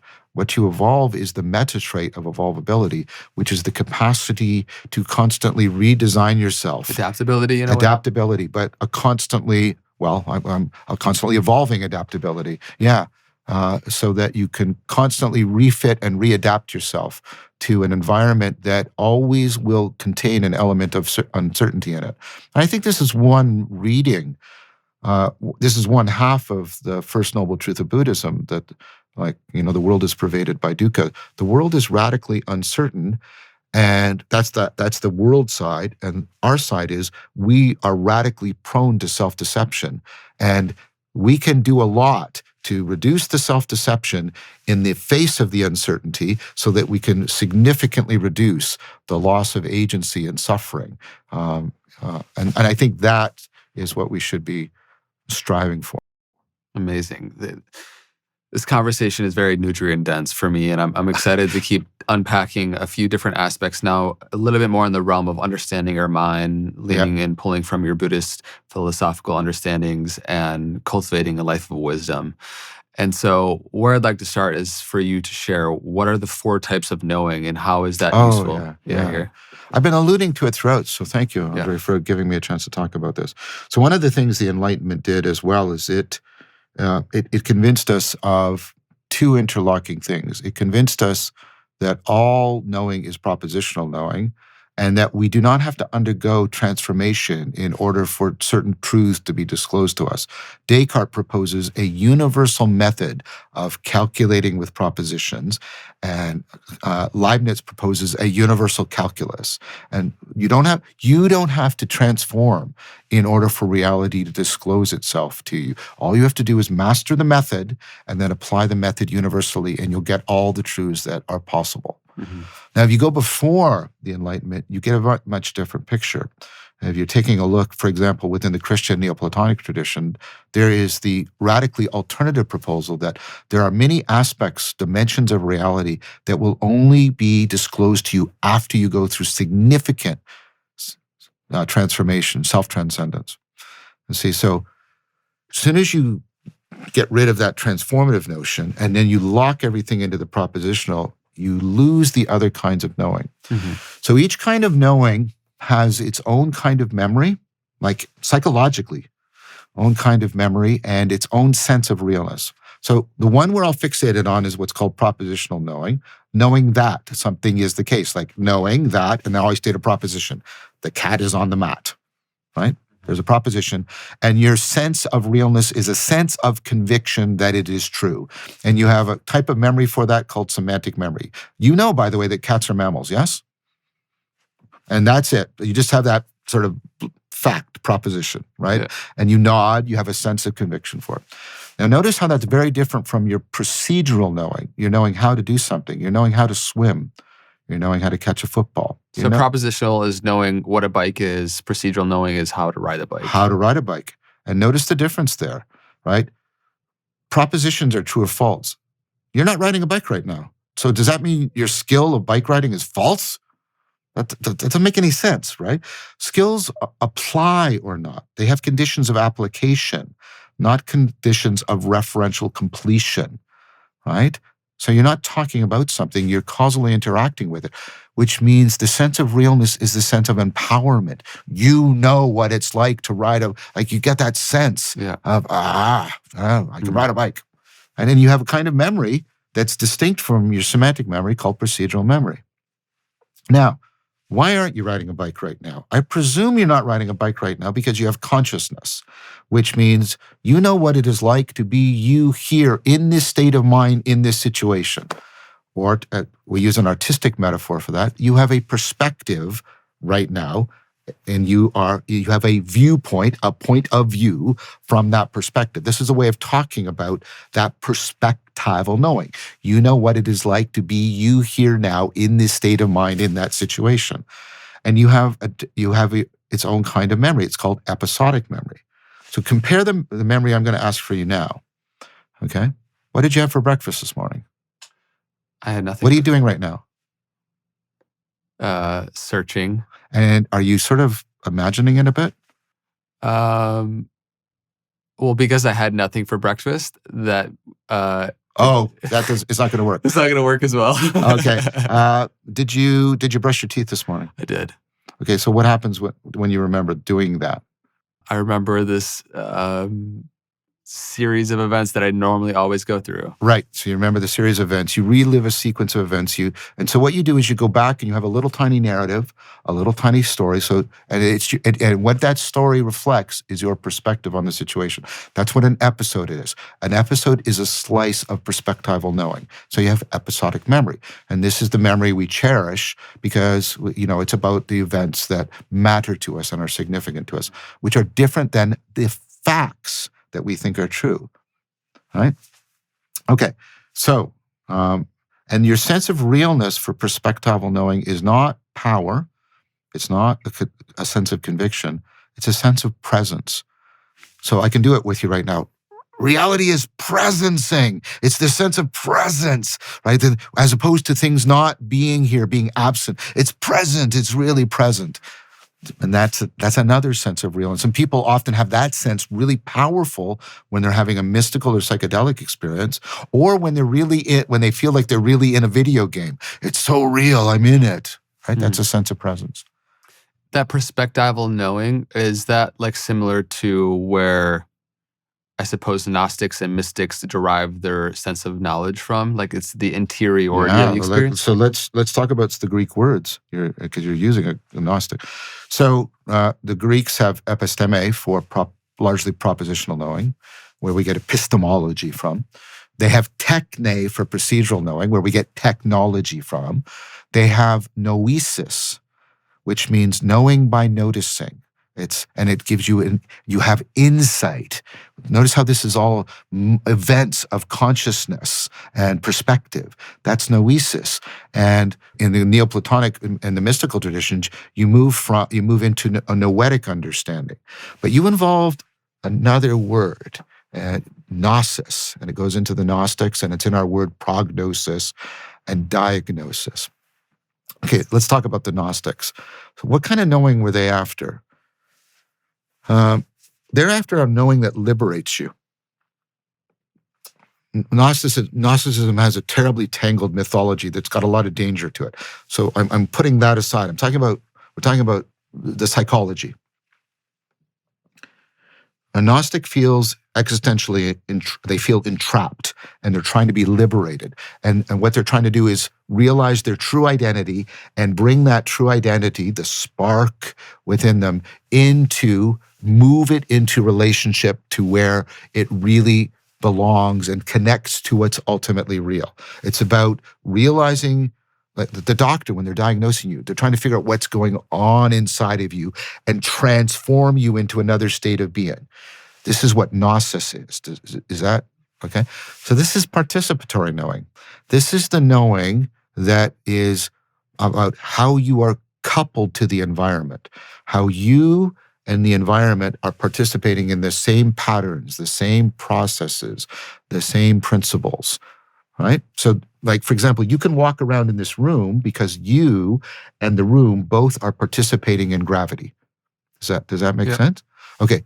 You don't have to know this. Participatory knowing can be largely unconscious. Like when the doctor's diagnosing you, your body knows that it's ill, but that doesn't mean you have a conscious understanding of it, okay? So you can be coupled or not to the environment, right? And now that coupling can often call for transformation. You have to know thyself in order to know the world differently. There has to be a change in the way the agent and the arena. So when the world makes sense to you, it's an arena for your agency. And the agent and the arena have to be mutually transformed. That's gnosis. That's participatory knowing. So participatory knowing is stored in a very weird kind of memory. It's your sense of self. You have a sense of self, don't you? You have a sense. Knowing through relationship as well? Yes, it's knowing. It's knowing. It's the relationships that shape your identity. So your roles. Participatory knowing involves the knowing that has happened through the roles you take up. You're a friend. You're a podcaster. You're a lover. You have different roles, and then you have to do a through line. Through I assume, like most people, you don't want to be suffering massive cognitive dissonance in which all these roles are undermining each other. You want them to be coherent. right? And make sense together. And so you try to draw a through line between all the roles, all the patterns you participate in. That's yourself. That's what your sense of self is, right? So why does knowing the distinction between these four, how does that impact our life? Well, what's the sense of realness for the participatory knowing? It's the sense of, and you won't, because it's largely unconscious, you will probably only become aware of it when it's disturbed, when the sense of being connected to reality and having a genuine, authentic agency in that arena is lost. The sense of realness is meaning in life. The participatory knowing is where a lot of the meaning in life is being held. And then above that, right, it's held in the perspectives you take, what you notice in the world, what's salient to you. We're talking about that. And then that gives you your skills for actually navigating and making your way. And then only on top of all of that, only after all of that is running, do you get the causal interactions that give you your beliefs. But if you fixate on beliefs, and ideologies, which are just systems of beliefs, and a political system that is just about one ideology killing another, you are cutting yourself off. This is why I'm metapolitical, because it is fixated on the propositional level. But if you're fixated on that propositional tyranny, and you don't think you need transformative truths, you cut yourself off from the procedural, and then below that, the perspectival, and below that, the participatory. And that's where most of the meaning in life machinery is running. That's why it matters. It's really amazing how you gave that analogy, almost like the weight of an iceberg, and the deepest part of us is the foundation, yet we've deified and kind of flipped it on its head, where propositional another knowing, form of idealization, another form of idolatry that we engage in. That what we know is kind of the God. My beliefs are ultimate and what really matters and who and everything I am. A lot of your behavior are not driven by your beliefs. A lot of your behavior is driven by your skills. It's driven by your states of consciousness. It's driven by your traits and habits and deficits of character. So would you say there's a distinct correlation and relationship between suffering we experience collectively and individually and the identification with propositional knowledge as kind of the new God? Yeah. That is why I call it propositional tyranny. And you see, religions, for all of their ills, were about, well, before the Enlightenment. Because one of the things the Enlightenment did was convince religions that they're belief systems. People equate religion with belief systems. But what religions were, and if you read the literature before the Enlightenment, it was understood that religion was primarily addressing the noesis and the gnosis of us, right? And inviting us into deep transformation, because depths of reality will only be disclosed to us after we undergo deep transformation. And so again, yes, that is why we suffer. Where do you go to bring about the deep transformations of the non-propositional knowing? And, and think about that. That's what wisdom is. Knowledge is about what you know. Wisdom is about how. It's about the procedural and the perspectival and the participatory. Wisdom is about the how. And so we've lost that as well. Largely identifying in the top-down processing. Very much, very much. Yeah, and not having the ecology of practices that evoke the bottom-up. When I meet people, I will often say to them, don't tell me what you believe, tell me what you practice. Because that is going to give me a lot more information about who you really are. Your beliefs, yeah, they matter. They're necessary, but they're very, very far from sufficient. I think there is a big shift that once they start to deepen their practices of meditating in silence or really cultivating the capacity to listen, you start to not prioritize what somebody's saying as much as the place it's coming from. Yes. And you can very clearly kind of see that. Well, brilliant. You start to shift from what they're saying to how they're saying it, the tenor and the tempo, and then the place they're coming from. That's that perspectival knowing. Where's their viewpoint? And then what's their understanding? What are they standing upon? What's their participatory knowing? You try to sense behind or through, like the way I'm looking through my glasses, you try to sense through the proposition into the non-propositional, and you start to get genuine compassion. You start to be able to, I'm not just understanding what they're saying. Like you said, I'm understanding where they're coming from and who they are and what they're saying. And I'm going to try and make myself open and responsive and responsible to that. Yes, that's, yes. And because it's like we all want to we want to be connected to what's really real, like you're speaking to. And when it comes to relationships, there is that saying, I believe, decency is the absence of strategy, right? And so in many ways, we can see in relationships, people are trying to get something instead of having a genuine, sincere interaction. Right. They're trying to get something. They're trying to have rather than trying to become. Yeah. Right? And notice we say we have sex, but we want to be in love. Like love, like this is another thing we've done. We've trivialized love. We think that love is a feeling. What a ridiculous proposal. Like love isn't even a single emotion. Like, I love Sarah profoundly. Right now, that is making me ache. But when I see her, it'll make me happy. Sometimes it makes me angry because that person is threatening Sarah. Love is a existential stance. It's a whole way of configuring my agency and how I'm connected to reality that gives a whole living network of emotional responses. That's what love is. And what that means, right, is exactly what you're talking about. I can't come in trying to have something. I have to become someone. And I have to, a part of what love is a willingness to, and this requires tremendous vulnerability. Greg Enriquez, a dear friend of mine, colleague, we're writing a book on consciousness together. He's got this amazing proposal that language is a superpower because it allows us to coordinate our behavior. Like we're useless as individuals in biologically. Like, a really angry dog can take you out. But give us language so we can coordinate our behavior and we get some pointy sticks and then we can train the dogs and then we can kill anything on the planet, right? So language is really powerful, but language makes you so vulnerable. Language discloses you in the way nothing else can. Bertrand Russell famously said, no matter how eloquently a dog barks, it can't tell you that its parents were poor but hardworking. So what we need a way of managing that. And what people do is you're so insightful. They think what they'll do is they'll have a method, a strategy. Here, Descartes. I'll have a universal method, a strategy for doing this. I won't have to become. What I'll do is I'll create this defensive strategy to protect my vulnerability. Or you can get the recommendation of Jesus of Nazareth, which is, no, what you'll do is I'm going to take that vulnerability and I'm going to entrust it and I'm going to turn it into an opening so that that person can, as much as possible, see through my pretenses. That's what Socrates does. He offers also the chance for you to, he said, I'm like a mirror. And like you look into somebody's his eyes, and he says he's a midwife helping you to give birth to yourself.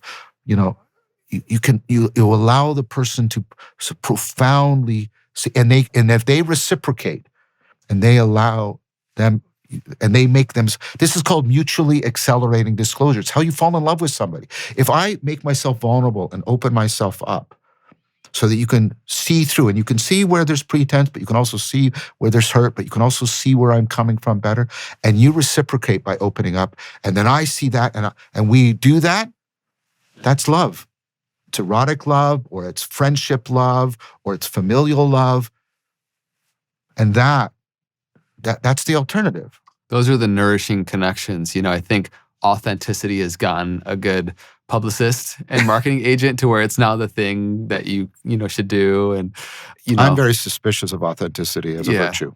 But what you're speaking to in the absence of that strategy of like really sharing being with somebody, right, is that is authentically actually showing up in connection with other people, instead of the authenticity that's gotten a good publicist, Yeah. Where the authenticity is sort of being true to my inner self that is unchanging and permanently who I am. And it's a thing that's used again. Yeah.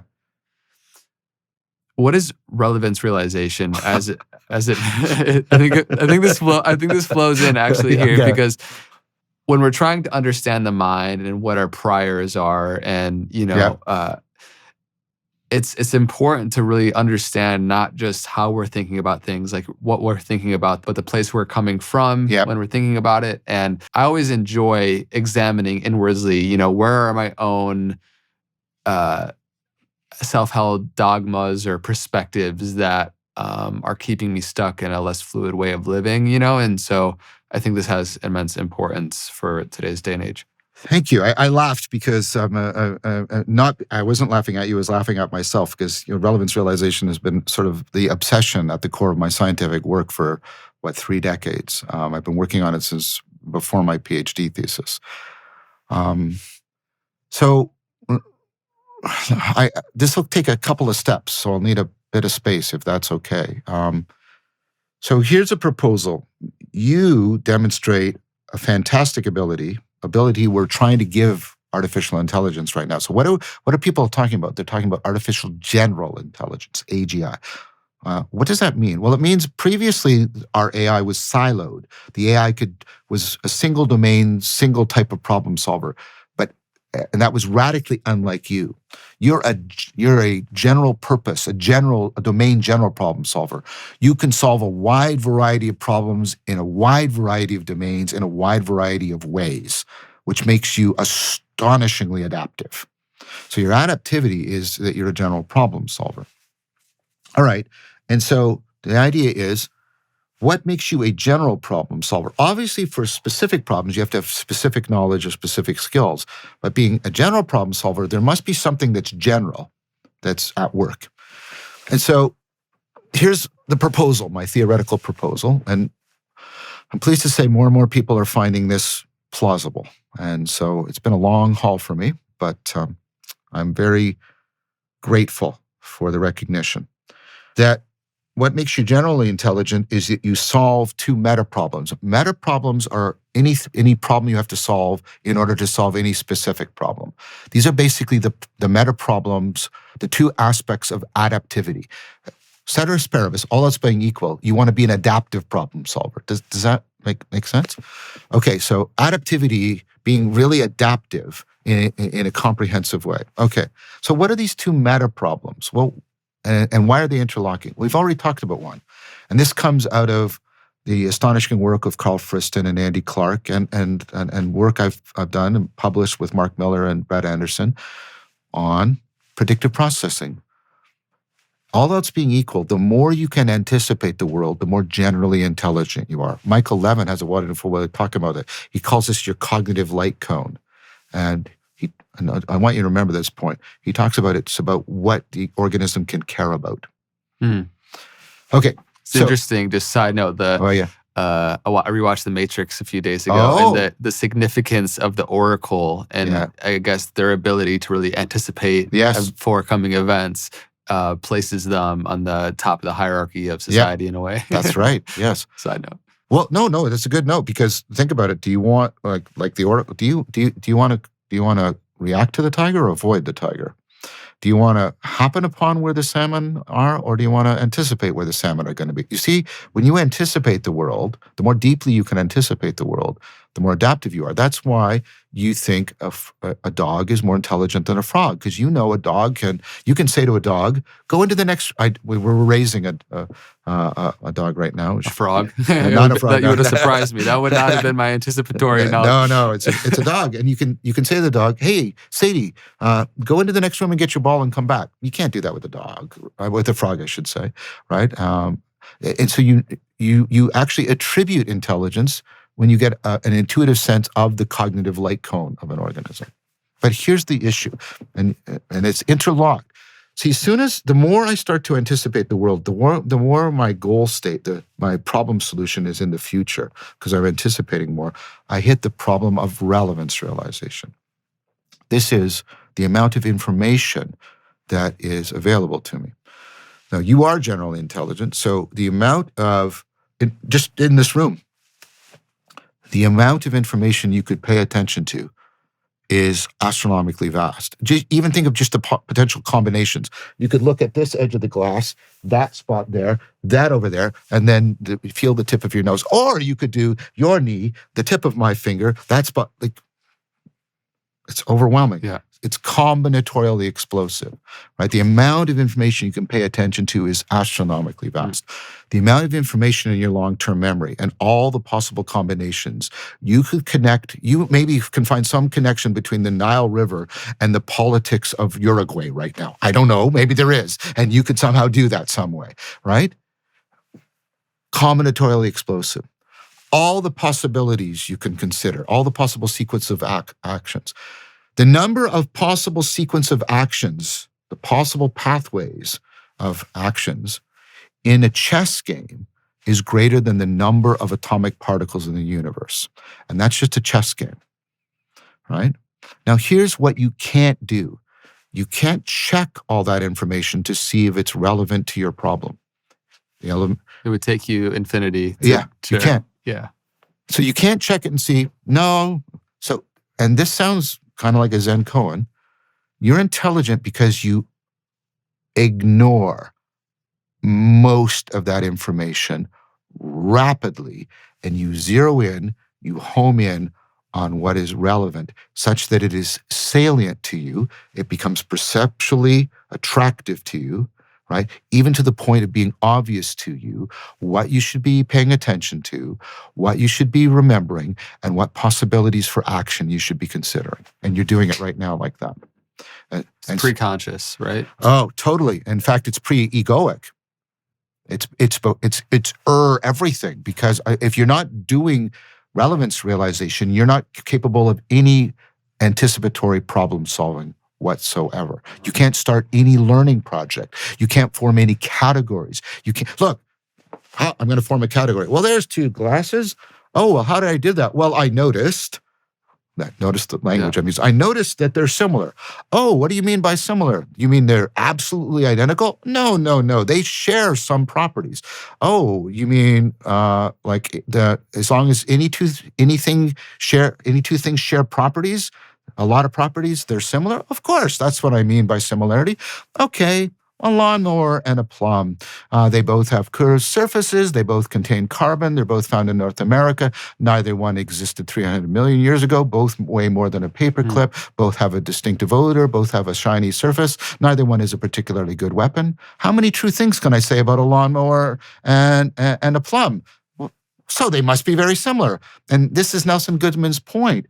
I can do that for any two objects. Yeah. Logically, everything is similar to everything else. And then what people will say, well, but those don't matter. You have to pay attention. Yeah, exactly. You pay attention to the relevant factors of comparison. So before I can even categorize, I have to do relevance realization. So this is obviously immensely important, right? If life is a certain amount of time and energy, how we use our attention in that span of time and energy is what I've said before is attention is our spiritual currency. That's why we pay, right? Yeah. And so it's like, what are the pre-conscious, pre-egoic drives in which we decide what is important to give our attention to, and that is going to drive, unbeknownst to us in many ways, the direction of our life. Right. So that relevance realization, framing, my glasses, they have frames, and it excludes a lot of what I can't see, right? I'm not paying attention to, but it also affords me, it focuses me and makes things stand out for me as I look through it. And it's transparent to me. I'm typically not aware of my glasses because I'm aware through them of the world. That's how I am paying attention. And this is really important because there's a lot of really valuable stuff outside of our current frame. Yeah, you better believe it. Yeah. So, yeah, and you have moments where part of your general intelligence is you have a self-organizing capacity for correcting when you have misframed things, when you have focused on the wrong things and ignored the right things. So hopefully this will work for people. You'll have a situation where you'll say, oh, I thought she was angry, but she's afraid. And everything shifts, and your perspective shifts, and what you pay attention to shifts, and what's foregrounded and background shifts, and what's salient and relevant shifts. That's insight. Insight is your brain's ability to correct when it has misframed. So part of what relevance realization is doing is also always checking to see if it's framing well. It has this recursive dimension to it. And that is almost also happening outside your conscious awareness. So for example, can you just do an insight? Like you're in a situation, you need an insight. I don't know how to do this. I need an insight. Well, I'm just going to do an insight, right? It doesn't work that way, right? But you also can't just passively wait for an insight. You have to, and we're back to it. You have to take up the right perspective because you have to start shifting around what you're noticing, and you have to get into the right participatory mode. You participate in a perspectival flow that can afford the emergence of an insight. I study how insight works. But your point is, we also suffer from the opposite, the lack of insight, which is foolishness, where you don't notice that she's afraid and you double down on that she's angry and you keep interacting with her as if she's angry and you're making the situation worse and worse and worse and you're deceiving yourself about who you are in that situation and about what's going on.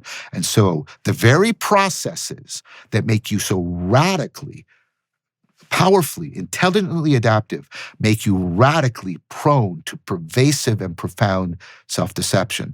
I think that's part of the first noble truth of Buddhism. That really frames the reality of us either living an ignorant or a wise life, right? Including what is going to be most beneficial to our and others' well-being with the proper framing. There is this infinite warehouse of information and stimulus and signals in our surroundings. And I'm curious how you think intuition relates to this, because they seem analogous and supportive and towards one another in many ways. So, I mean, and there's, and this is in the book, which, by the way, we mentioned many times, but it's Awakening from the Meaning Crisis, book 1, you and Christopher, and we'll link it down in the description. Yeah. About the cognitive continuum between what's called fluency and insight and flow, and then into mystical experience and enlightenment. But let's talk about intuition. And this is deeply influenced by the work of Arthur Reber and Hogarth in his book, Educating Intuition. So Hogarth has a very powerful, I think, I'm convinced that it's highly probable that it's correct, account of what's the cognitive process at work in intuition. And he says intuition is the result of what's called implicit learning. So Arthur Reber did a bunch of experiments, and this has been well replicated. So what you do is you come up with an completely artificial grammar. It's just a set of rules for how you can string letters or numbers together. Like you have to have 2 vowels, but you cannot have more than 1 consonant, and you can never have 2 odd numbers. Just random rules, and then I create letter and number strings that follow this grammar, and I generate a whole bunch of these. Okay, and now in the first part of the experiment, what I do is I give them to the participant. Here's one. Here's another, and they're long. They're like 9 strings, so you can't hold them in working memory. Here's another, here's another, here's another, here's another. Okay, that's the first part. Now, what I've now done is, for the second part of the experiment, I generate a bunch of new strings. Half of them come from that same artificial grammar that I used in the first part of the experiment. The second half come from a completely different artificial grammar, right? Completely different set of arbitrary rules. And so I have a mixture of new strings, some that come from the same grammar, some that come from an alternative grammar. Then I give all these new strings to people, and I ask them, which one of the new strings belongs with the old ones? That's it. That's their task. People score well above chance reliably on this. They say, that one belongs, that one doesn't, that one belongs, that one doesn't. Because of our subconscious capacity for pattern recognition? Well, basically, and it's very important, because what's going on there, I hesitate to, I don't mind you using the word subconscious. The problem is the notion of consciousness got the whole thing around implicit learning into an endless debate. And so I just say it's not deliberate and explicit learning, just to sidetrack all of that. And so now if you ask people what they're doing, they'll give you one of 2 answers. One is, I don't know how I'm doing it. You see how that's so much like intuition already? The other is they'll confabulate. They'll give you a method that they claim is using, but that method actually doesn't predict their success. So they make something up, right? Here's a third thing. If I take the same experiment and I make it an explicit task, right, which is these have been generated by rules. Try to figure out the rules generating these strings. I give them the explicit. I turn it into an explicit problem. Performance degrades. It gets much worse. Now, here's the problem. Okay, so you have, and I think a lot of so-called psychic phenomena are actually very sophisticated implicit learning. I'm excited to ask you more about that. Okay, no, I'm happy to talk about that. And so the problem, and this is where Hogarth's particular genius comes in, the problem with predictive processing is its power, which is implicit, because it's implicit is also its peril. So predictive processing, implicit learning. I said predictive processing. It's a version of predictive processing. I'm trying to keep that out of my mind. The implicit learning, what it's doing, is it's picking up on complex patterns without your reflective awareness. Okay? That's what makes it so powerful. That means, though, that it suffers from these two deficits that make it perilous. It can't distinguish between kinds of patterns. So it can't distinguish correlational patterns from causal patterns. It can't distinguish illusionary patterns from real patterns. Also, it can only pick up on presented patterns. It can't go looking for patterns that have not yet been presented. Now, those are two significant deficits. So that means when you like what implicit learning does, when it's been powerful for you, you call it your intuition. When it throws up something you realize was illusory, you call it being a racist or being a bigot or being a sexist or being insensitive or et cetera, et cetera. It's the same process. That which makes us adaptive, makes us prone to self-deception. And so Hogarth talks about how do we educate intuition? Because we can't replace it with explicit learning. So what can we explicitly do in order to make intuition better? And so I can go into that at some point if you want, but that's the answer to what I think intuition is. Okay. Well, since we're here, I want to ask you about psychics. Okay. Because there is this one person who somebody connected me on a call with. She knew nothing other than my first name, and she was 100 on 100 for many things that she told me. I've since gotten her on a call with a few other friends, and she said things that no other human possibly would know. You could not search up on Google. Ancestral things, things that are happening within my own psyche. She knows nothing about me. Did you record it? I did. I'd like to hear the recording. I would like to send. Yeah, I'll share it with you. Because when this is typically done, what happens is because we suffer from reconstructive memory. Okay, so memory is not about accurate recall from the past. It's about intelligent prediction of the future. Okay. It's about anticipation. So, classic example. I'll give you a bunch of cards and they have random dot patterns on them. Yeah. I give you a whole bunch of them, right? And then what I do is I'm going to give you some cards you haven't seen before. And I'm going to ask you if you've seen these, if they replicate the patterns. What I'm going to do is I'm going to take those, I'm going to make a pattern you did not see, but it represents the mathematical average of all the cards you've seen. Because what I can do is I can plot them on a grid, and that's the one you'll be most confident you saw. Yeah, no, I've totally thought about this, and I've in relation to my own, I guess, desire to believe or not believe. But there is maybe if you're open as an experiment to get on a call with her and see what happens then. Well, I wouldn't. I don't have the relevant expertise. I want a trained stage mentalist. Okay. With me, because whenever we do these experiments properly, we have a trained stage mentalist. They tell us exactly what the person is typically doing. Okay. And then they put in controls and the psychic thing goes away. Yeah. I'm so fascinated. It's just very interesting. I'm not claiming that all these people are charlatans. I think some of that is because they have crafted very powerful implicit learning.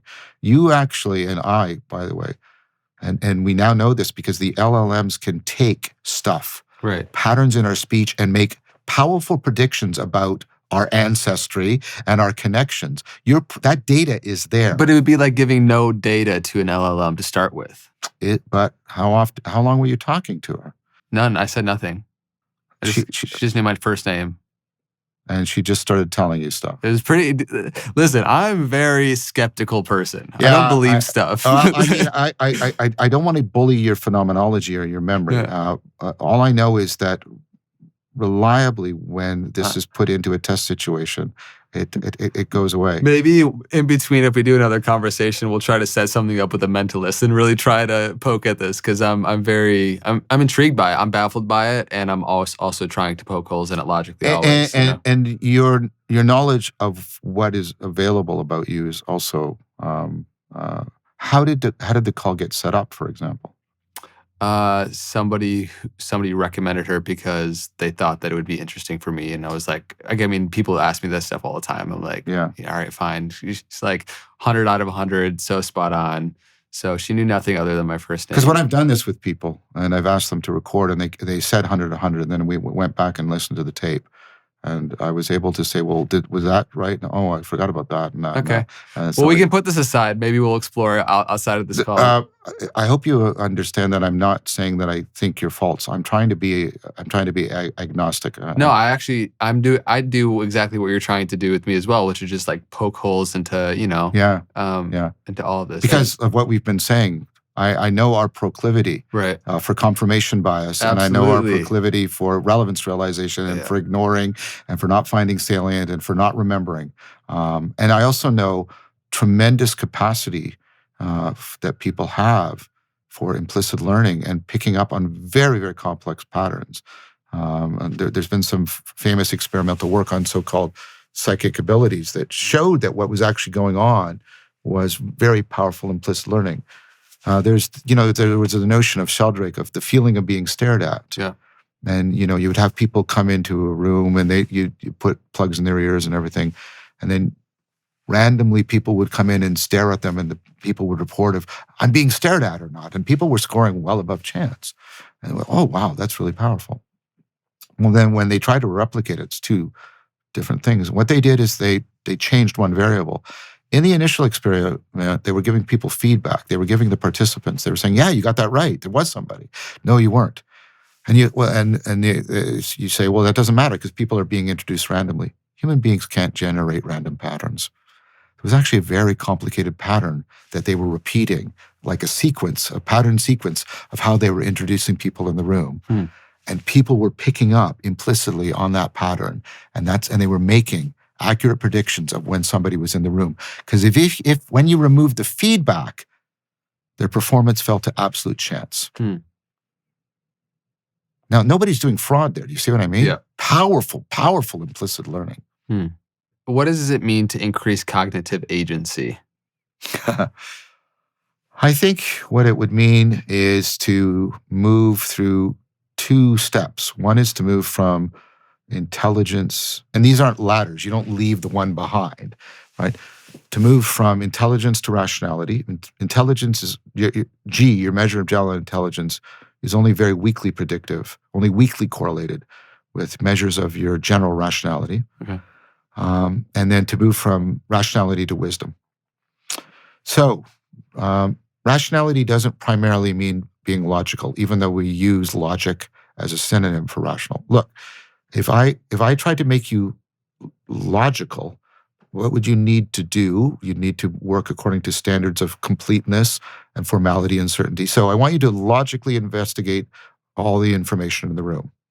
You're now doomed, right? So if you tried to process everything logically, you're doomed. So that's not what rational means, because you can only be logical after you've done a lot of relevance realization. Anna Riddell and we got a paper in revision. We think it's going to get published soon, making this argument in more technical detail for people who want to go into it. So what does rational mean? Well, it doesn't mean simply being intelligent, because you can be highly intelligent and fail most of the tests of rationality. So it doesn't mean being logical. It doesn't mean being smart. What does being rational means? It means what we've been talking about. It means the capacity to reflectively become aware of self-deception and systematically and systemically intervene in it. That's what rationality is. And you have to do it, right? Not just for each kind, not for just propositional knowing. You have to do it for each kind of knowing, because you can bullshit yourself with how you pay attention. That's how advertising works.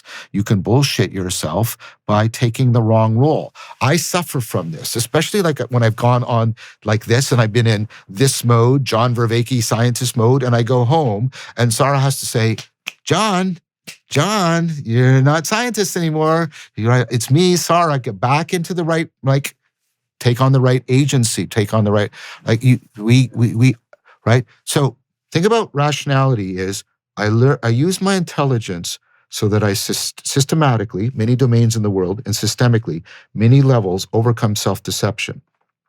But I do that for each of the kind of knowings. That's the second stage. But now I want to coordinate all of the rationalities so that they don't conflict, that they instead are coherent and afford each other. So I get a rationally self-transcending field of rationalities. That long phrase can be replaced with wisdom. That's what wisdom is. That's what it is to enhance your cognitive agency, to cultivate rationality beyond your intelligence and wisdom beyond your rationality. And there's a state beyond that too, I think. What is the state beyond that? I think it's enlightenment. Okay. We'll pick back up on enlightenment. But what is a simple, practical thing somebody can do to increase cognitive agency today? For example, someone's listening to this. Practice at least one, remember I talked about like an ecology of practices?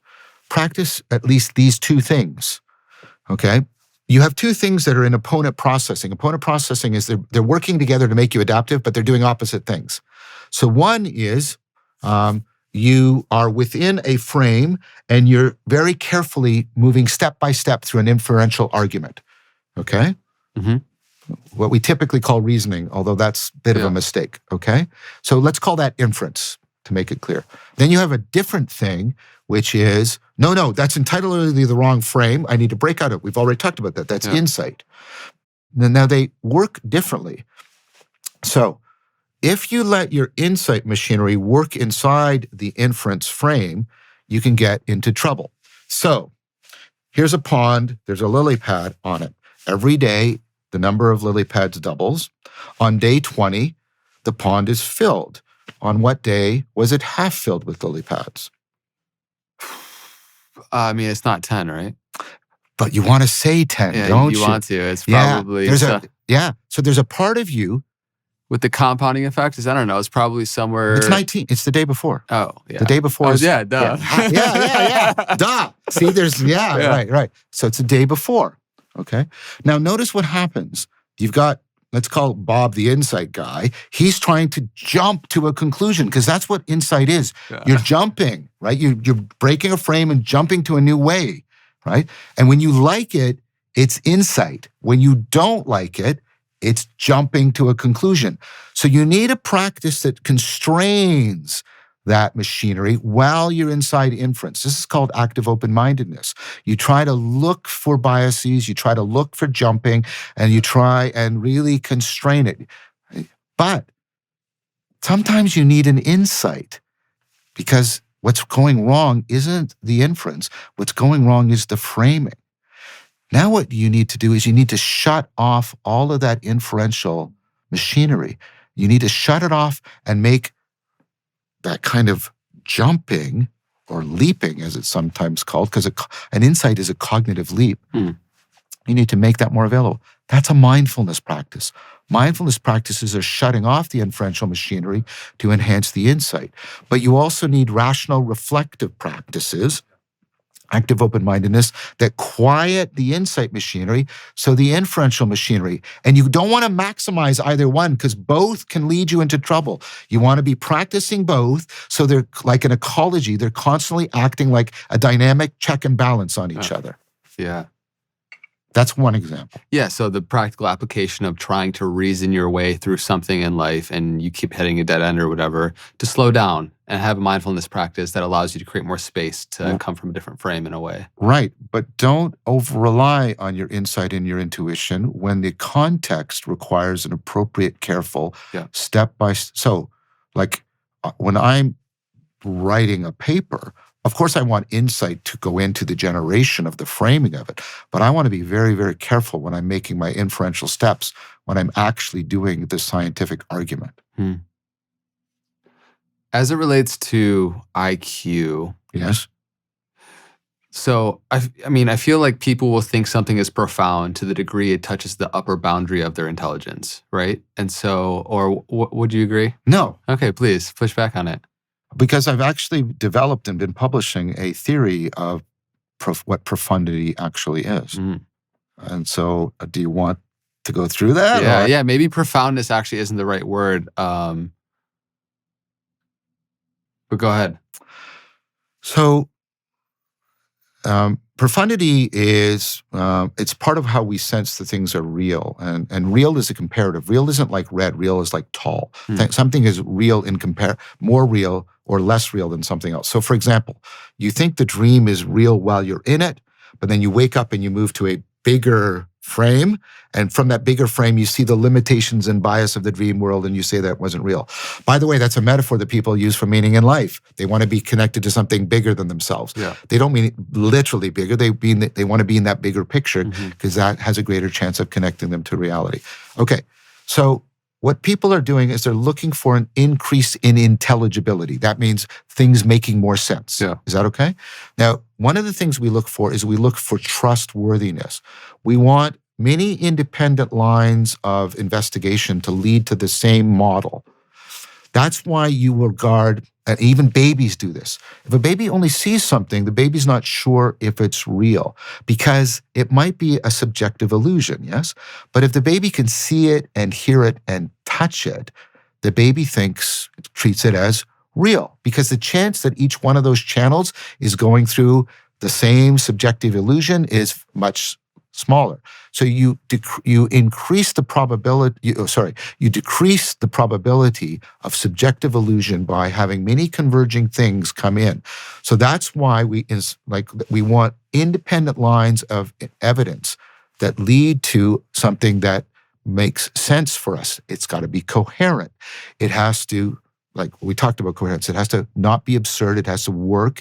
It has to fit. It has to rule things out, and it has to rule things in. But that's not enough. We also want something that empowers us. We want our model to be elegant. We want it to go into many different domains and find problems that we hadn't seen before and solve them. Einstein's theory of relativity is profound because it's elegant, right? It goes into all of these domains, right, and finds things, and so it makes all this new sense. So we want really trustworthy old sense coming into a really coherent, informative model that makes a lot of new sense. And we want those two to be balanced. So if I'm not projecting very much, right, promising to explain very much, you don't need the model to be particularly deeply trustworthy. If I say, I like vanilla ice cream, go, oh. But if I say, I think the English monarchy are lizards. And notice how I can explain so much of their behavior with that. You go, yeah, you can explain a lot of their behavior, but that's a really untrustworthy model, right? And this is how conspiracy theories, this is one of the way we bullshit ourselves. We get things that are think about far-fetched. They project a lot, but they're not trustworthy. We also have the opposite. We have something that's really trustworthy, but it doesn't project very much. That's triviality. And when people are hungry, they eat. You don't go, that's really profound. Of course it's trustworthy. You don't doubt that. Yeah, of course. But it doesn't open up reality. But when it's really trustworthy and it's really coherent, so when you've got convergence, you got coherence, and you got elegance, and you've got them balanced, then we find something profound. We find it highly plausible, where plausible means I take it very seriously. Yeah. Fascinating. Amazing. So one of the things you asked me a minute ago, one of the things people should be doing is, we can't control very much the probability of the information we're getting because that involves experimentation and causal interaction with the world. We have to trust other people about that. But what you and I can do is we can do a lot about the plausibility.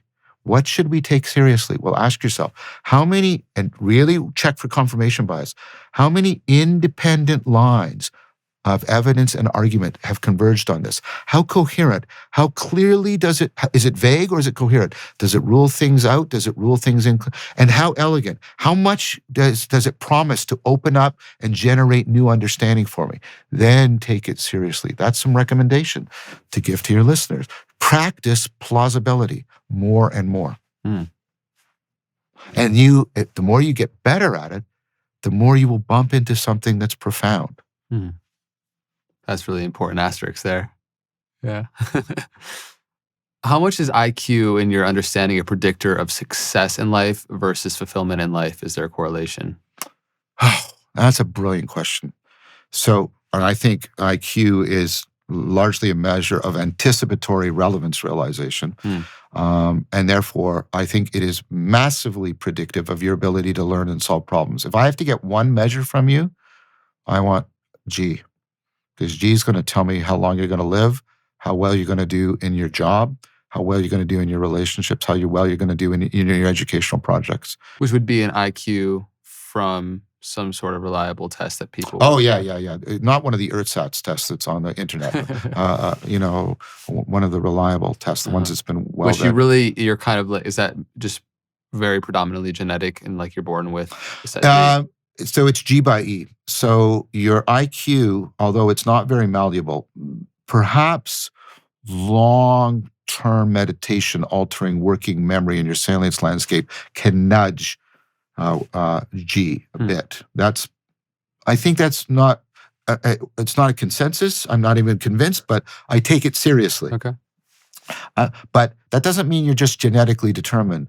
This is a misleading way of talking about it because people will usually create a square in their mind and then just divide it in half. But it's 50% genetics, 50% environment, and how they interact that actually generates your intelligence.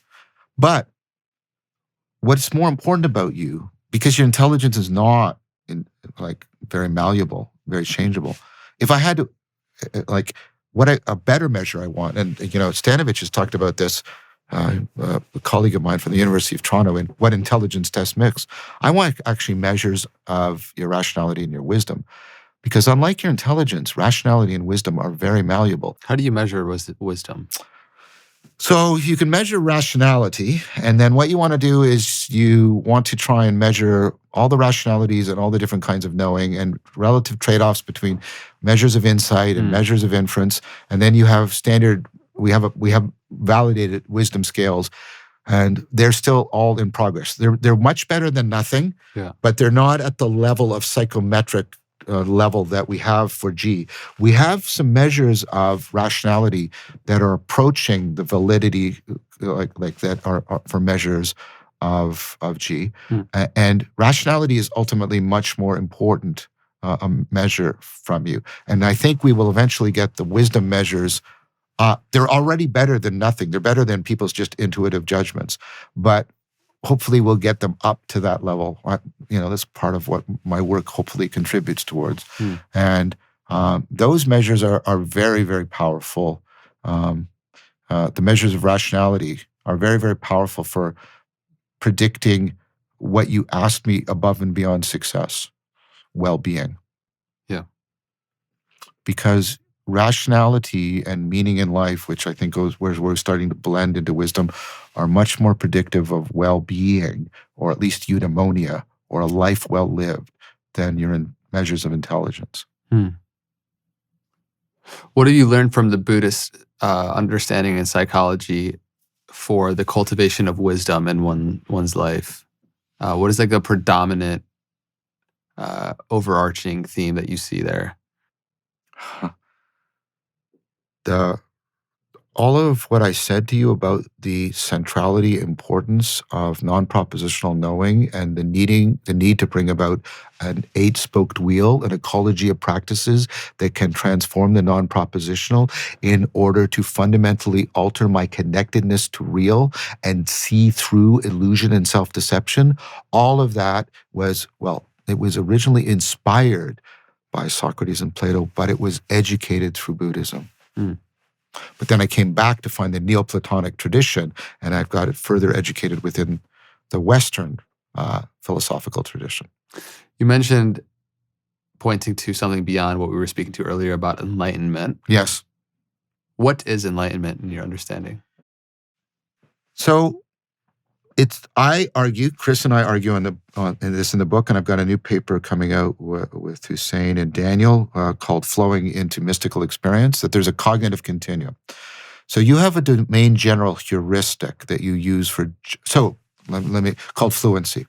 I give you a text, and it's got standard white, white print and black print and a white background.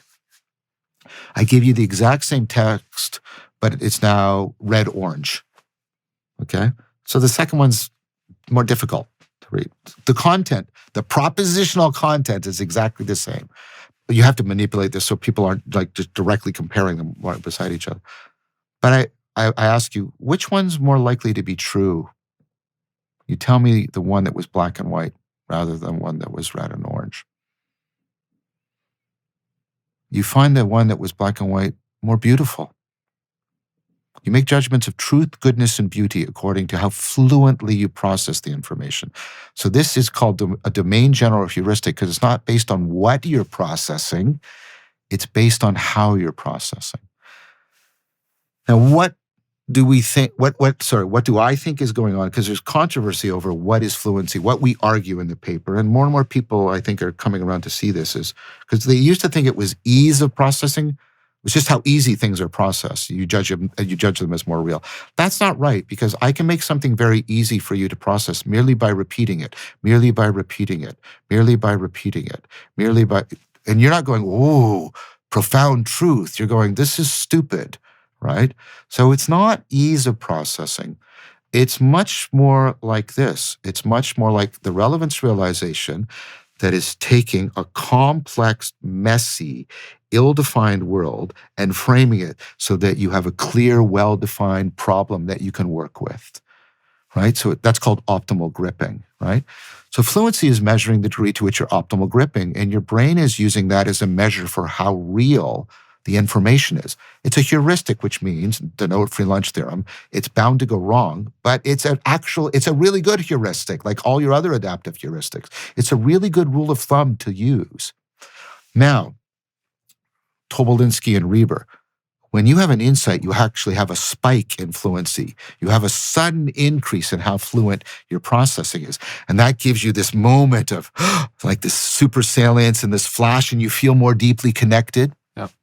Now, what if you took a bunch of insights and you strung them together so one insight is priming another, so that you're doing something like rock climbing and you have to continually, non-propositionally restructure how you're looking at things and your embodiment. And so you go through one, you almost impasse, but then you get an insight and then you go to another and you go to another and you go to another. And what's happening is those insights are priming each other. You get an insight cascade and you're getting an extended aha experience. And the world feels super salient and it feels like discovery, and you feel deeply at one, and you're focused, and your egocentric narrative is dropping away because you're so religio, you're so coupled to the world. That's the flow state. Mm-hmm.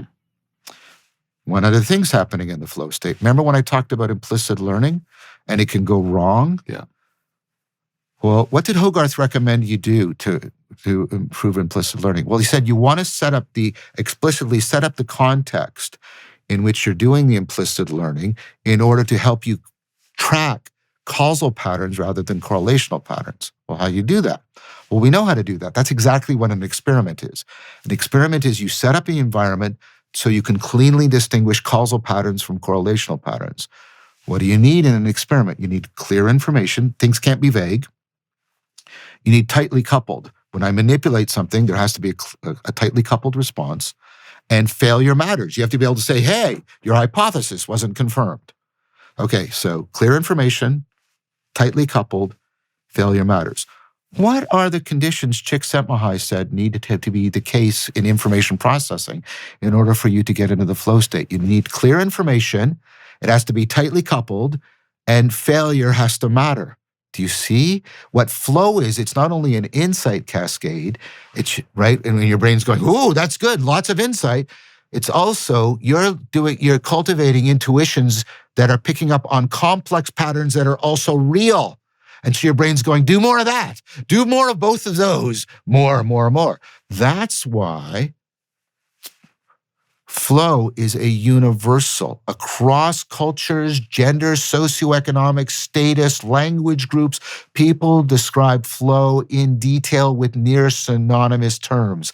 And flow is optimal for people. They regard it as some of the most powerful experiences of their life, and it's their optimal performance, right? That's because it has a high, profound functionality. And it's one of those maybe two or three experiences where our reduction in our egocentric narrative self is experienced positively because we're actually getting enhanced meaning in life, enhanced religio. That's why if I want to know how much meaning in life you have, one of the things I'll ask you is, how frequently do you get into the flow state? And that's quantity. Quality. Are you flowing in an environment that's largely real? Right.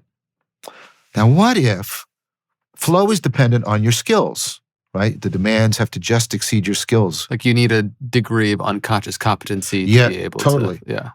Now, you can get domain-specific skills that fit a particular domain. Like I'm a martial artist, right? And so sitting at the piano and you understand your skills, it's deep in your body. You can flow. Exactly. But you have domain general skills. You have skills of general intelligence, of orientation, of religio, of connectedness. Does that make sense?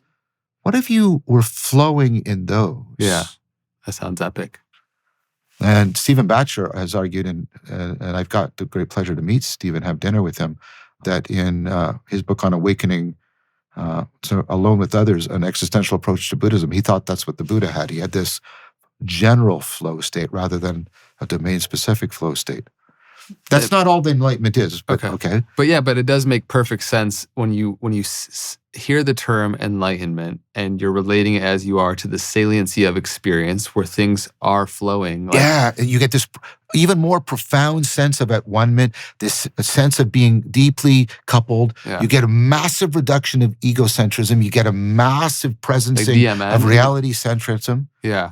Like the reduction in DMN, would you say, in the default mode network? Of like, you have to not want to go there. Yes and no. It's more complicated because you're actually doing opponent processing. Okay. You're doing relevance realization and intelligence. But that's not enough. That's a mystical experience. Okay. But that's not enough for enlightenment. Right. Okay. So we'll continue here, but I just think it's everybody can relate to this moment in their life where they had a deep felt connection of everything around them and a lack of overly focusing on self. Exactly. Andre, the reason why we talk about the continuum is you have fluency every moment. You've had insights. The flow experience is a universal experience. And then if you see that mystical experience is just on the same machinery, then we're removing the mystique, not the challenge, but removing the mystique around the mystical experience. And this is important. 40% of the population, by most estimates, has anomalous experiences, visionary experiences, mystical experience. One of the problems of the meaning crisis is they don't have a framework to integrate those experiences. There's a lot I want to unpack there, but it sounds like enlightenment is this, like, to the degree you have become enlightened is to the degree in which you've created a continuity of this flow within your life and like maintaining it moment to moment. You referenced these experiences that people have, like one that you had of the platonic solids, right? You mentioned earlier, which is we don't have the right frame. I'm curious to what degree mental institutions are filled with people that have access, like if there's a percentage of people in there that have access to state or experience? That's a good question. That's a very good question. And there's a lot of overlap in the phenomenology between psychotic experiences, visionary experiences, psychedelic experiences, and mystical experiences. They're not the same, but they overlap in ways. Sense of presence. Anderson Day's book on presence.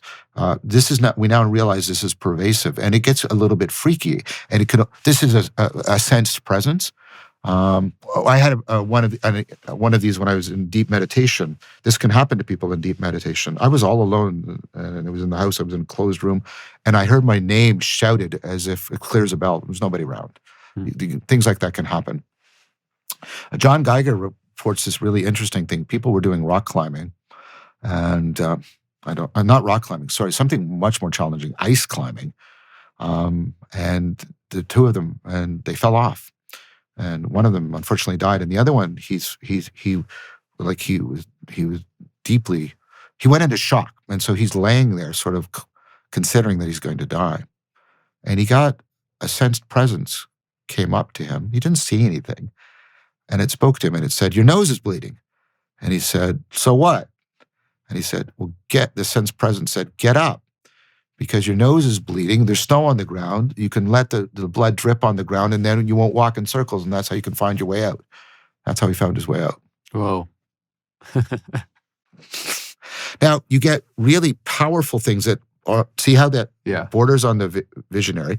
You also get really weird ones where people just say, "I have this weird sense of something just behind my left shoulder or just behind my right shoulder." Weird sense. People get voices. People say, there's a voice speaking to me, but it doesn't say anything. Like, this is weird gamut. Are these all aspects of our own being, or do you think there's actually any existential reality to being non-embodied beings, so communicating with them? Well, I don't think they're ontologically autonomous, but I don't think they're merely subjective. So somewhere in between. Well, that in between really matters. Yeah, no, yeah, for sure. That's what I'm saying. So somewhere in between. The religio, relevance. Relevance isn't objective. Is that relevant in and of itself? No. Is relevance merely subjective? No, because you can be wrong about it. Relevance is, there's a Greek word for it, metaxou. Socrates described himself as metaxou. Human beings are between the animals and the gods, right? Metaxou. Relevance is beneath, and binds the subjective and objective together so that truth is possible.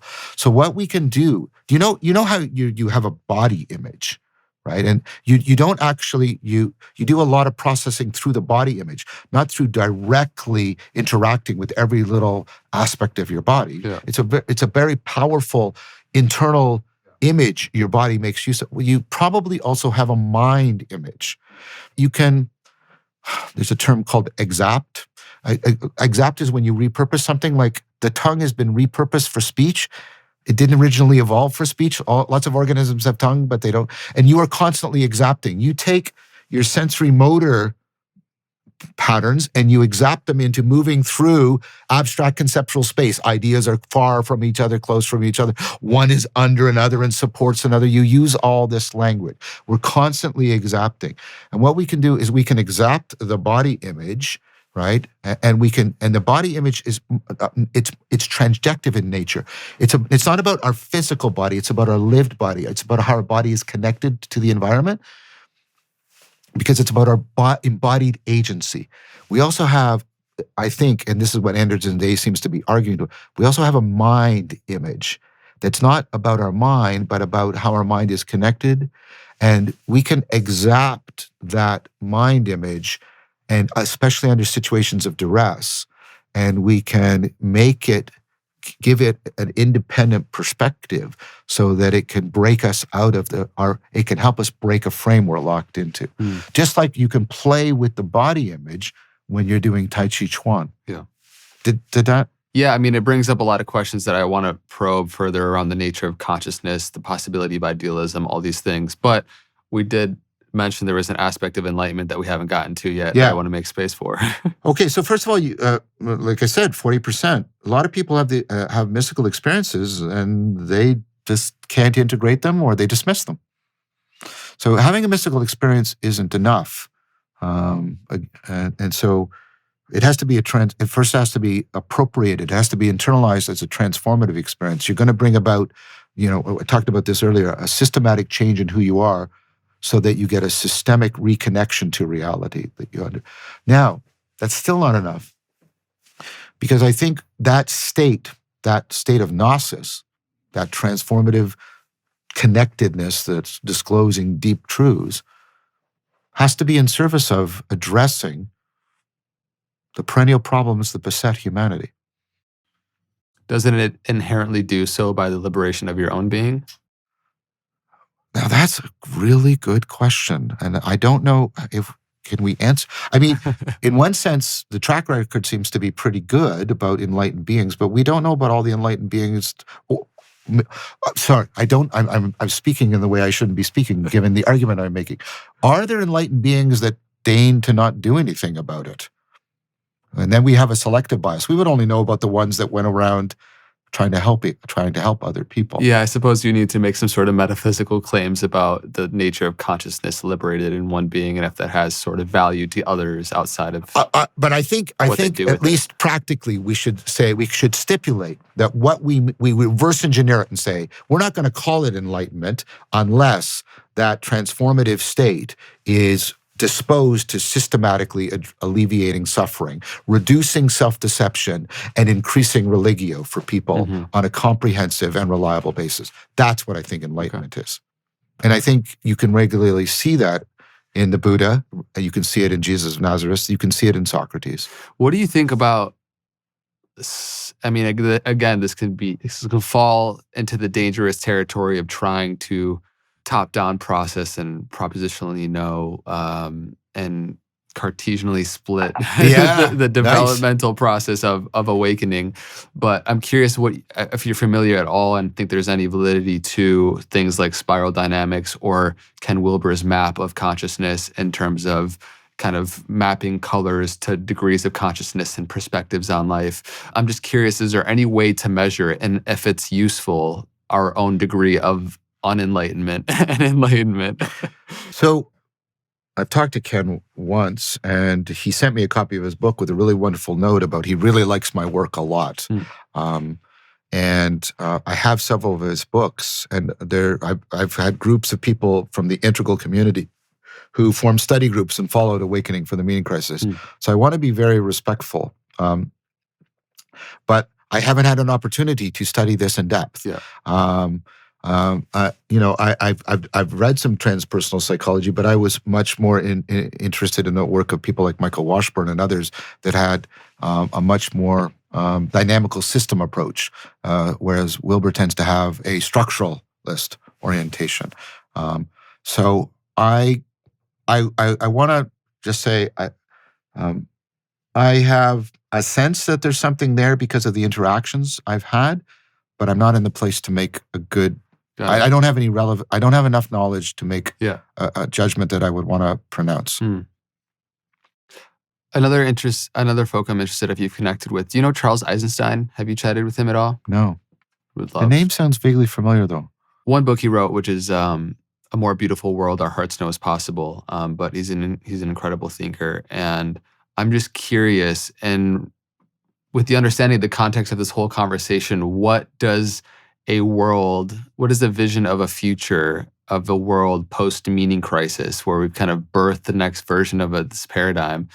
What does that look like to you, So having... You realize you've opened up a can of worms because this is the big project I'm working on now. So I made a mistake in the series. First of all, the series was presented monologically, and we actually operate better dialogically than monologically. And secondly, I came away with this proposal of the religion that's not a religion, and very much a top-down, I'm going to engineer an ecology of practices and all that sort of thing. Now, there's been some benefit to that mistaken framing. We have an online, like a website, like a platform where you can go called Awaken to Meaning, run by my very good friend, Taylor Barrett, where there's an ecology of practices, mindfulness, reflection, imaginal practices, all the stuff we've been talking about and organized in an ecology, dialogical practices. So I'm happy about that. But this idea of a religion that's not a religion is actually, I think, fundamentally a mistaken way of doing it. It's top-down. And you can't top down an insight. It just doesn't work. But what happened because of the meaning crisis is I got connected to all these communities, all these emerging communities in which people, and I don't mean the weird, messed up, culty, I mean the healthy ones, where there are, and I get to meet a lot of them, like Rafe, the work that my good friend Rafe Kelly does, and others, and Benita Roy and others. I've seen all these emerging communities of practices, and it occurred to me, and more and more, and the work that Thomas Steininger is doing, and I could name so many, and when you meet these people, you just get a profound sense of something is happening, something is being born through them and their work and their community. I call it the advent of the sacred. I think the response to the meaning crisis is that the meaning crisis is like a grand civilization level of frame breaking, and what's happening is like a civilizational insight is beginning to take shape. And we have to properly orient to afford it and help it, encourage and caress it and cultivate it to take shape. Advent of the sacred. And so my next big project is called the Philosophical Silk Road, in which what I'm going to do is I'm trying to create a new genre. Me and a whole bunch of people is I'm going to go to various places. It's inspired by the Silk Road, in which there was a civilizational transformational movement of ideas. I'm no romantic. I know the Silk Road was also drenched in blood and capitalism and thievery, but it also did this other thing. That's why I call it the Philosophical Silk Road, right? It created a lingua philosophica, a shared language, so that these different worldviews, the different religions and philosophies could deeply and mutually transform each other. You know, I think we're having one right now where you get into one of these conversations that takes on a life of its own. Well, we could afford that between traditions. We could have not only an ecology of practices, we could have a vibrant ecology of traditions. So I want to travel. I want to travel through all of the Neoplatonism of, because Arthur C. Lewis is right, Neoplatonism is the spiritual backbone of the West. It's the mysticism in Christianity, in Sufism, in Judaism. It goes into the Renaissance. It goes into the scientific revolutions, both the one around the Enlightenment and the one around the time of Einstein. So it has this massive capacity. And I want to travel and go to all these places, right? And actually try to give people like the geography and the culture and the atmosphere, and try to presence this sage so people can, like Nicholas of Cusa or Meister Eckhart, right? Or go to Alexandria, talk about Saint Clement, right? And then I want to Zen. Zen is the another grand unified field theory. You know, from the East, the Kyoto school of Nishida and Nishitani and Dogen and coming from the East, and then there's go to India and and Nagarjuna and Sankara from the Vedanta and go into Samarkand and talk about Suravardi, right? And go to all these places. And make myself a vulnerable vehicle through which the advent of the sacred could potentially, hopefully maybe I could contribute to giving birth to that lingua philosophica. And then below that level of that documentary film, there's going to be a 20-episode lecture series like Awakening from the Meaning Crisis, but it's going to be filmed before a live audience of graduate level students. And then below that, for people who want to dig down, there'll be individual video essays with much more technical argument. And below that, we have people working right now on what we call the Codex. They're basically making a Wikipedia of all the terms and all the languages and all the references. And it's at 4 levels of accessibility from grade 10 on. It's got cross-referencing and pictures and practices you can engage in to understand any of the terms. And there's going to be all 4 of these levels presented for people, and they can move up and down the levels as well as back and forth between the narrative story and the lecture series. That is my attempt to afford the lingua philosophica that will bring about the ecology of traditions, will bring about this meta conversation, this meta dialogos, so that we can more properly make ourselves oriented to afford and to apprehend and appreciate the advent of the sacred. Wow. Woo! I'm excited, man. That's epic. I can't wait to see it and take part, support how I can, and that just seems like an immense service. If people are interested, and please. I'll send you the link. We have a website up about the Philosophical Silk Road. We are doing fundraising for it right now, and I don't want to get into asking for money, but we are in that. So if people are interested in that, that's what we're doing right now. And we already had a lot of people very much interested, committing. It looks like we're going to be able to raise the funds, but you never know. So you always ask for more until you get what you need, right? So very excited about this project. I have to tell you, Andre, this is not, calling it a project is a mistake. Yeah. I am called to this, deeply, deeply called. I call it a pilgrimage. I'm going to go on, because look, most of this is not going to be carried by the propositions. It's going to be carried by the non-propositional, how I undergo it. Chris is going to be there along the way, acting like a father confessor and talking to me, right? And I'm going to be talking to people, and there's going to be music and animation, and we're going to try to just, it's a pilgrimage. It's a pilgrimage. So it's called Walking the Philosophical Silk Road. Amazing. We'll leave links for that. I'm so curious, but people can check that out in the description below. And it's an exciting time to be alive with people. And hopefully you can like really receive this, where your life's work has up to this point, like you've culminated to the amount of knowledge, connections, insight to truly create some things in the world that have that meaningfully have the capacity to evolve consciousness and make a real, true, and changing impact on people's lives. So I'm honored, man, and I'm glad that. Thank you. Yeah, I'm glad to know that you're doing that work. Thank you. Very exciting. Thank you. So I can't tell you what the world will look like because it's not my place to do so. Mm-hmm. I'm trying my best to make that advent happen. Last couple things, as we've been going for a while here, and this has been incredible. Like, I love this conversation so much. Me too. Hopefully to be continued. I'm just curious from like a bit of the macro perspective, we can observe both constructive and deconstructive patterns in terms of human evolution. And like, what is the relationship you've seen between human suffering and a larger evolutionary process? Because do you mean like, is there a teleological reason for the suffering? No, I suppose, what is the necessity of any organism, if you want to look at the planet at large, like one, giving birth, which is usually a messy process, and how, like, to the extreme, how do we know, I guess, to where the extreme is in that process? Is it inevitable to obviously have a degree of struggle and what is new to be emerged? Oh, excellent. So I'm glad you refined your question. I think your question is excellent. Just got a paper published, Johannes Jaeger, Anna Riddell, a student and co-author of mine, Alex Jadevich, former student of mine, Dennis Walsh, my colleague at U of T, and myself. The relevance realization can't be rendered, can't be captured computationally, can't be captured in a formal system. There's a long technical argument. People can read the paper if they want, or if you want me to go into it. But right now, the point is, relevance realization is always going to be messy. Here, I'll do something intuitive.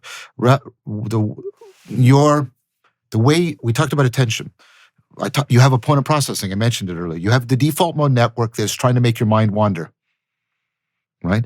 And then you have the task focus network that is trying to keep you focused on tasks, and it's right, and they're pulling you in different directions. What does the default mode network do? Like evolution, Darwinian evolution, it introduces variation. And then what does the task focus network, like natural selection, selective attention, it kills off most of those variations, but it keeps a couple of them, and therefore the way your that sensory motor loop reproduces itself, evolves, so your attention is constantly evolving its fittedness. Does that make sense? So you have relevance realization is like biological evolution, and what it gives you is something deeply analogous to biological adaptivity. Okay. There is no final form of life. There is no final form of relevance.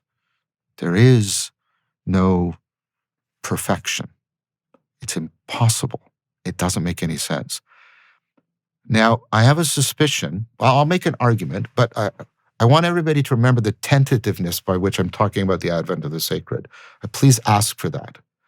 So I'm in the spirit of that. I think what we need to understand is a new sense of the sacred. We've tended to think, and this is where I'm critical of Plato, who I love deeply, right? We tended to think of the sacred as that which is perfect, complete, final and brings about rest. That isn't going to work. There's an alternative notion. So one way of thinking about sacred that many people have talked about is the sacred is what is most real, most orienting, and most transformative for us. It is that which most enhances our religio and most helps us overcome self-deception. Mm-hmm. And you're nodding because that, you're like, yeah, that lines up with right. So what is sacredness? Well, what is real? Remember, real is comparative, more intelligibility. So why do we use a shadow as a metaphor for not real, or the matrix, right? Mm-hmm. And the stick is real and the shadow is not real. Because I can use the stick to understand the shadow, but I can't use the shadow to understand the stick. And there's lots more information to be found in the stick. There's nothing it's absolutely shallow, the shadow, yeah? Reality, this is from the philosopher Polanyi, really captured well in a really excellent book by Esther Lightcap-Meek called Contact with Reality. Realness is, reality is an inexhaustible fount of intelligibility that is constantly calling us to innovate, constantly calling us to insight. And then we have this never endable relevance realization that is constantly evolving and can constantly evolve because reality is constantly giving us more and more and more realness, the possibility of more and more realness. The sacred is an inexhaustible fount of intelligibility that can constantly afford our cultivation of wisdom. That was great. And evolving ever so into infinity. Right. And and for people who might be a little bit irked by that, like within Eastern Orthodox Christianity, deeply influenced by Neoplatonism as opposed to classical Platonism, there was a notion, I think it was Gregory of Nyssa, epiktasis, was the idea that heaven isn't like the beatific vision, or heaven isn't you go to a place and you look at God and rest. What you're doing is God is a constant field that affords you to continually self-transcend so that you more and more forever see things more and more the way God does. It's an unending process of continual growth in wisdom, which is, so there's there's at least one tradition that saw sacredness that way, not as perfection, not as completeness, not as rest, not as static, but it's inherently vibrant, living, and dynamic, and filled, therefore, inexorably with the messiness of life and relevance realization.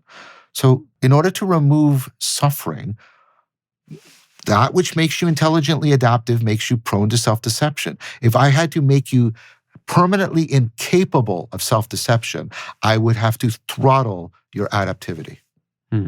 I would have to kill you.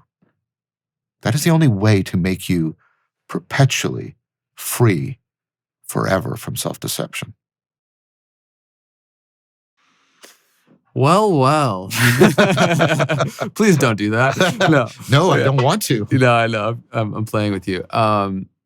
Man, it really is an honor and pleasure to be speaking with you because there's so many areas in which I can explore where there will be meaningful dialogue across the board. And there is a lot more that I'm looking forward to potentially in a second conversation. Hey, if you want me back, I'll come back. Okay, sweet. Yeah, I would love that. Let's have a little bit, this whole conversation's been fun, but I have a couple like rapid fire things. Sure. That it might be painful for you to try to be as concise as I'm going to require. I will be as concise as I possibly can on the understanding that that's the context in which I'm stating things. Yes. Amazing. Okay, cool. So you've, of course, studied many incredible minds throughout history. And so the first kind of endeavor I want to try to take you through is, I'm going to say a name, and you tell me the most important message that you've learned from them. I'll try. Okay. That's all I ask. Okay. All right. Well, let's start with Plato. Identify with your finite transcendence. Marcus Aurelius. It is possible to be happy even in a palace. We got to unpack these more at another point, but I love it. Heidegger. Being is not any particular thing or kind of being. William James.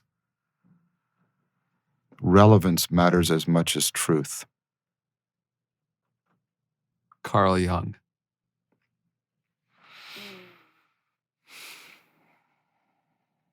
There is a one within you that can open you up to the one without.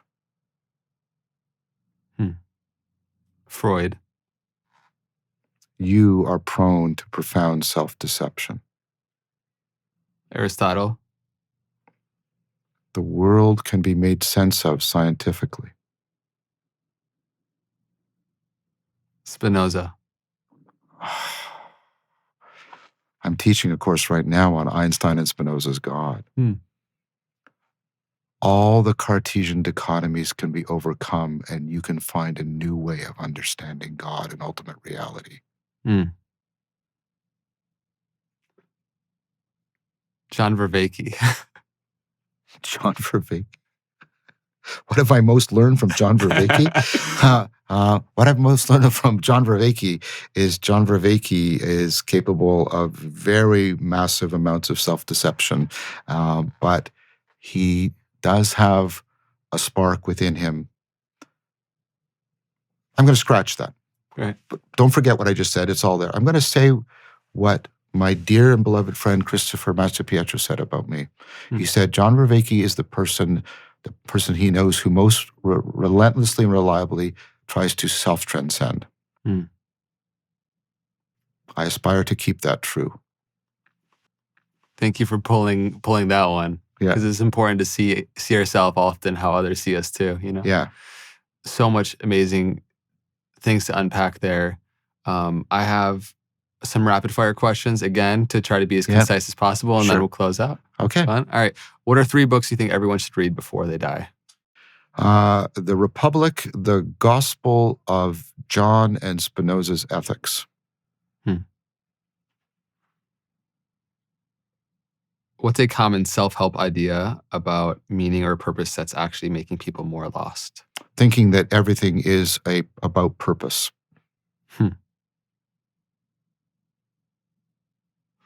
So tempted to unpack these more. I'm restraining myself. If you could instantly download one skill into your brain, Matrix style, what would it be? To have that comprehensive flow state that I think the Buddha had.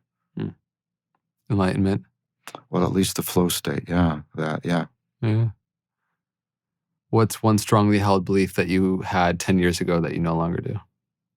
That there wasn't a God. I don't believe in the theistic notion of God, but I also reject the atheistic rejection of God. Cool. Well, we'll unpack that non-theism more, I suppose. I'd love to. Yeah. I've enjoyed this conversation. If you want to have me back, I'll come back. Of course. From the perspective of our descendants in a 25th century civilization, what is a primary observation they would make about our current stage of development? We're in a kairos. We're in a turning point. And kairos is when the system is most unstable. That's very negative, but it's also where individual actions can make the most difference. We're in a kairos. What is the most meaningful realization that our civilization would have to integrate to make it through that turning point? We have to recover a livable relationship with the sacred. What's a question you wish people would ask you more often?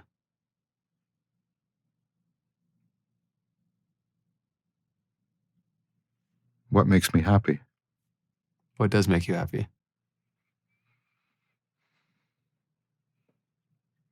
When I'm in dialogos and it takes on a life of its own, and I have a sense that reality within and without are disclosing themselves to me and the other person so that we're both getting to a place we couldn't get to on our own. I share that with you, my friend. And Thank I feel you. we successfully did so in this conversation. I agree, totally, my friend. I agree. It was psychedelic in some way, when you really fall into that flow, fully alive and just super appreciative. In closing, what's the most beautiful pattern you've recognized studying many ancient wisdom traditions about life and reality? Beautiful pattern? I think the one I talked about earlier, and when you say it, it can sound trivial, but that when we truly open up in that transformative way I've discussed, we find that reality is already ahead of us, opening up to us.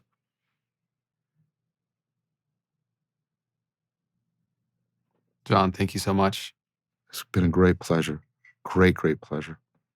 Everybody, I highly recommend checking out the book. There's also obviously the pre-existing YouTube series, but Awakening from the Meaning Crisis. The book goes way beyond the series. Amazing. Yeah.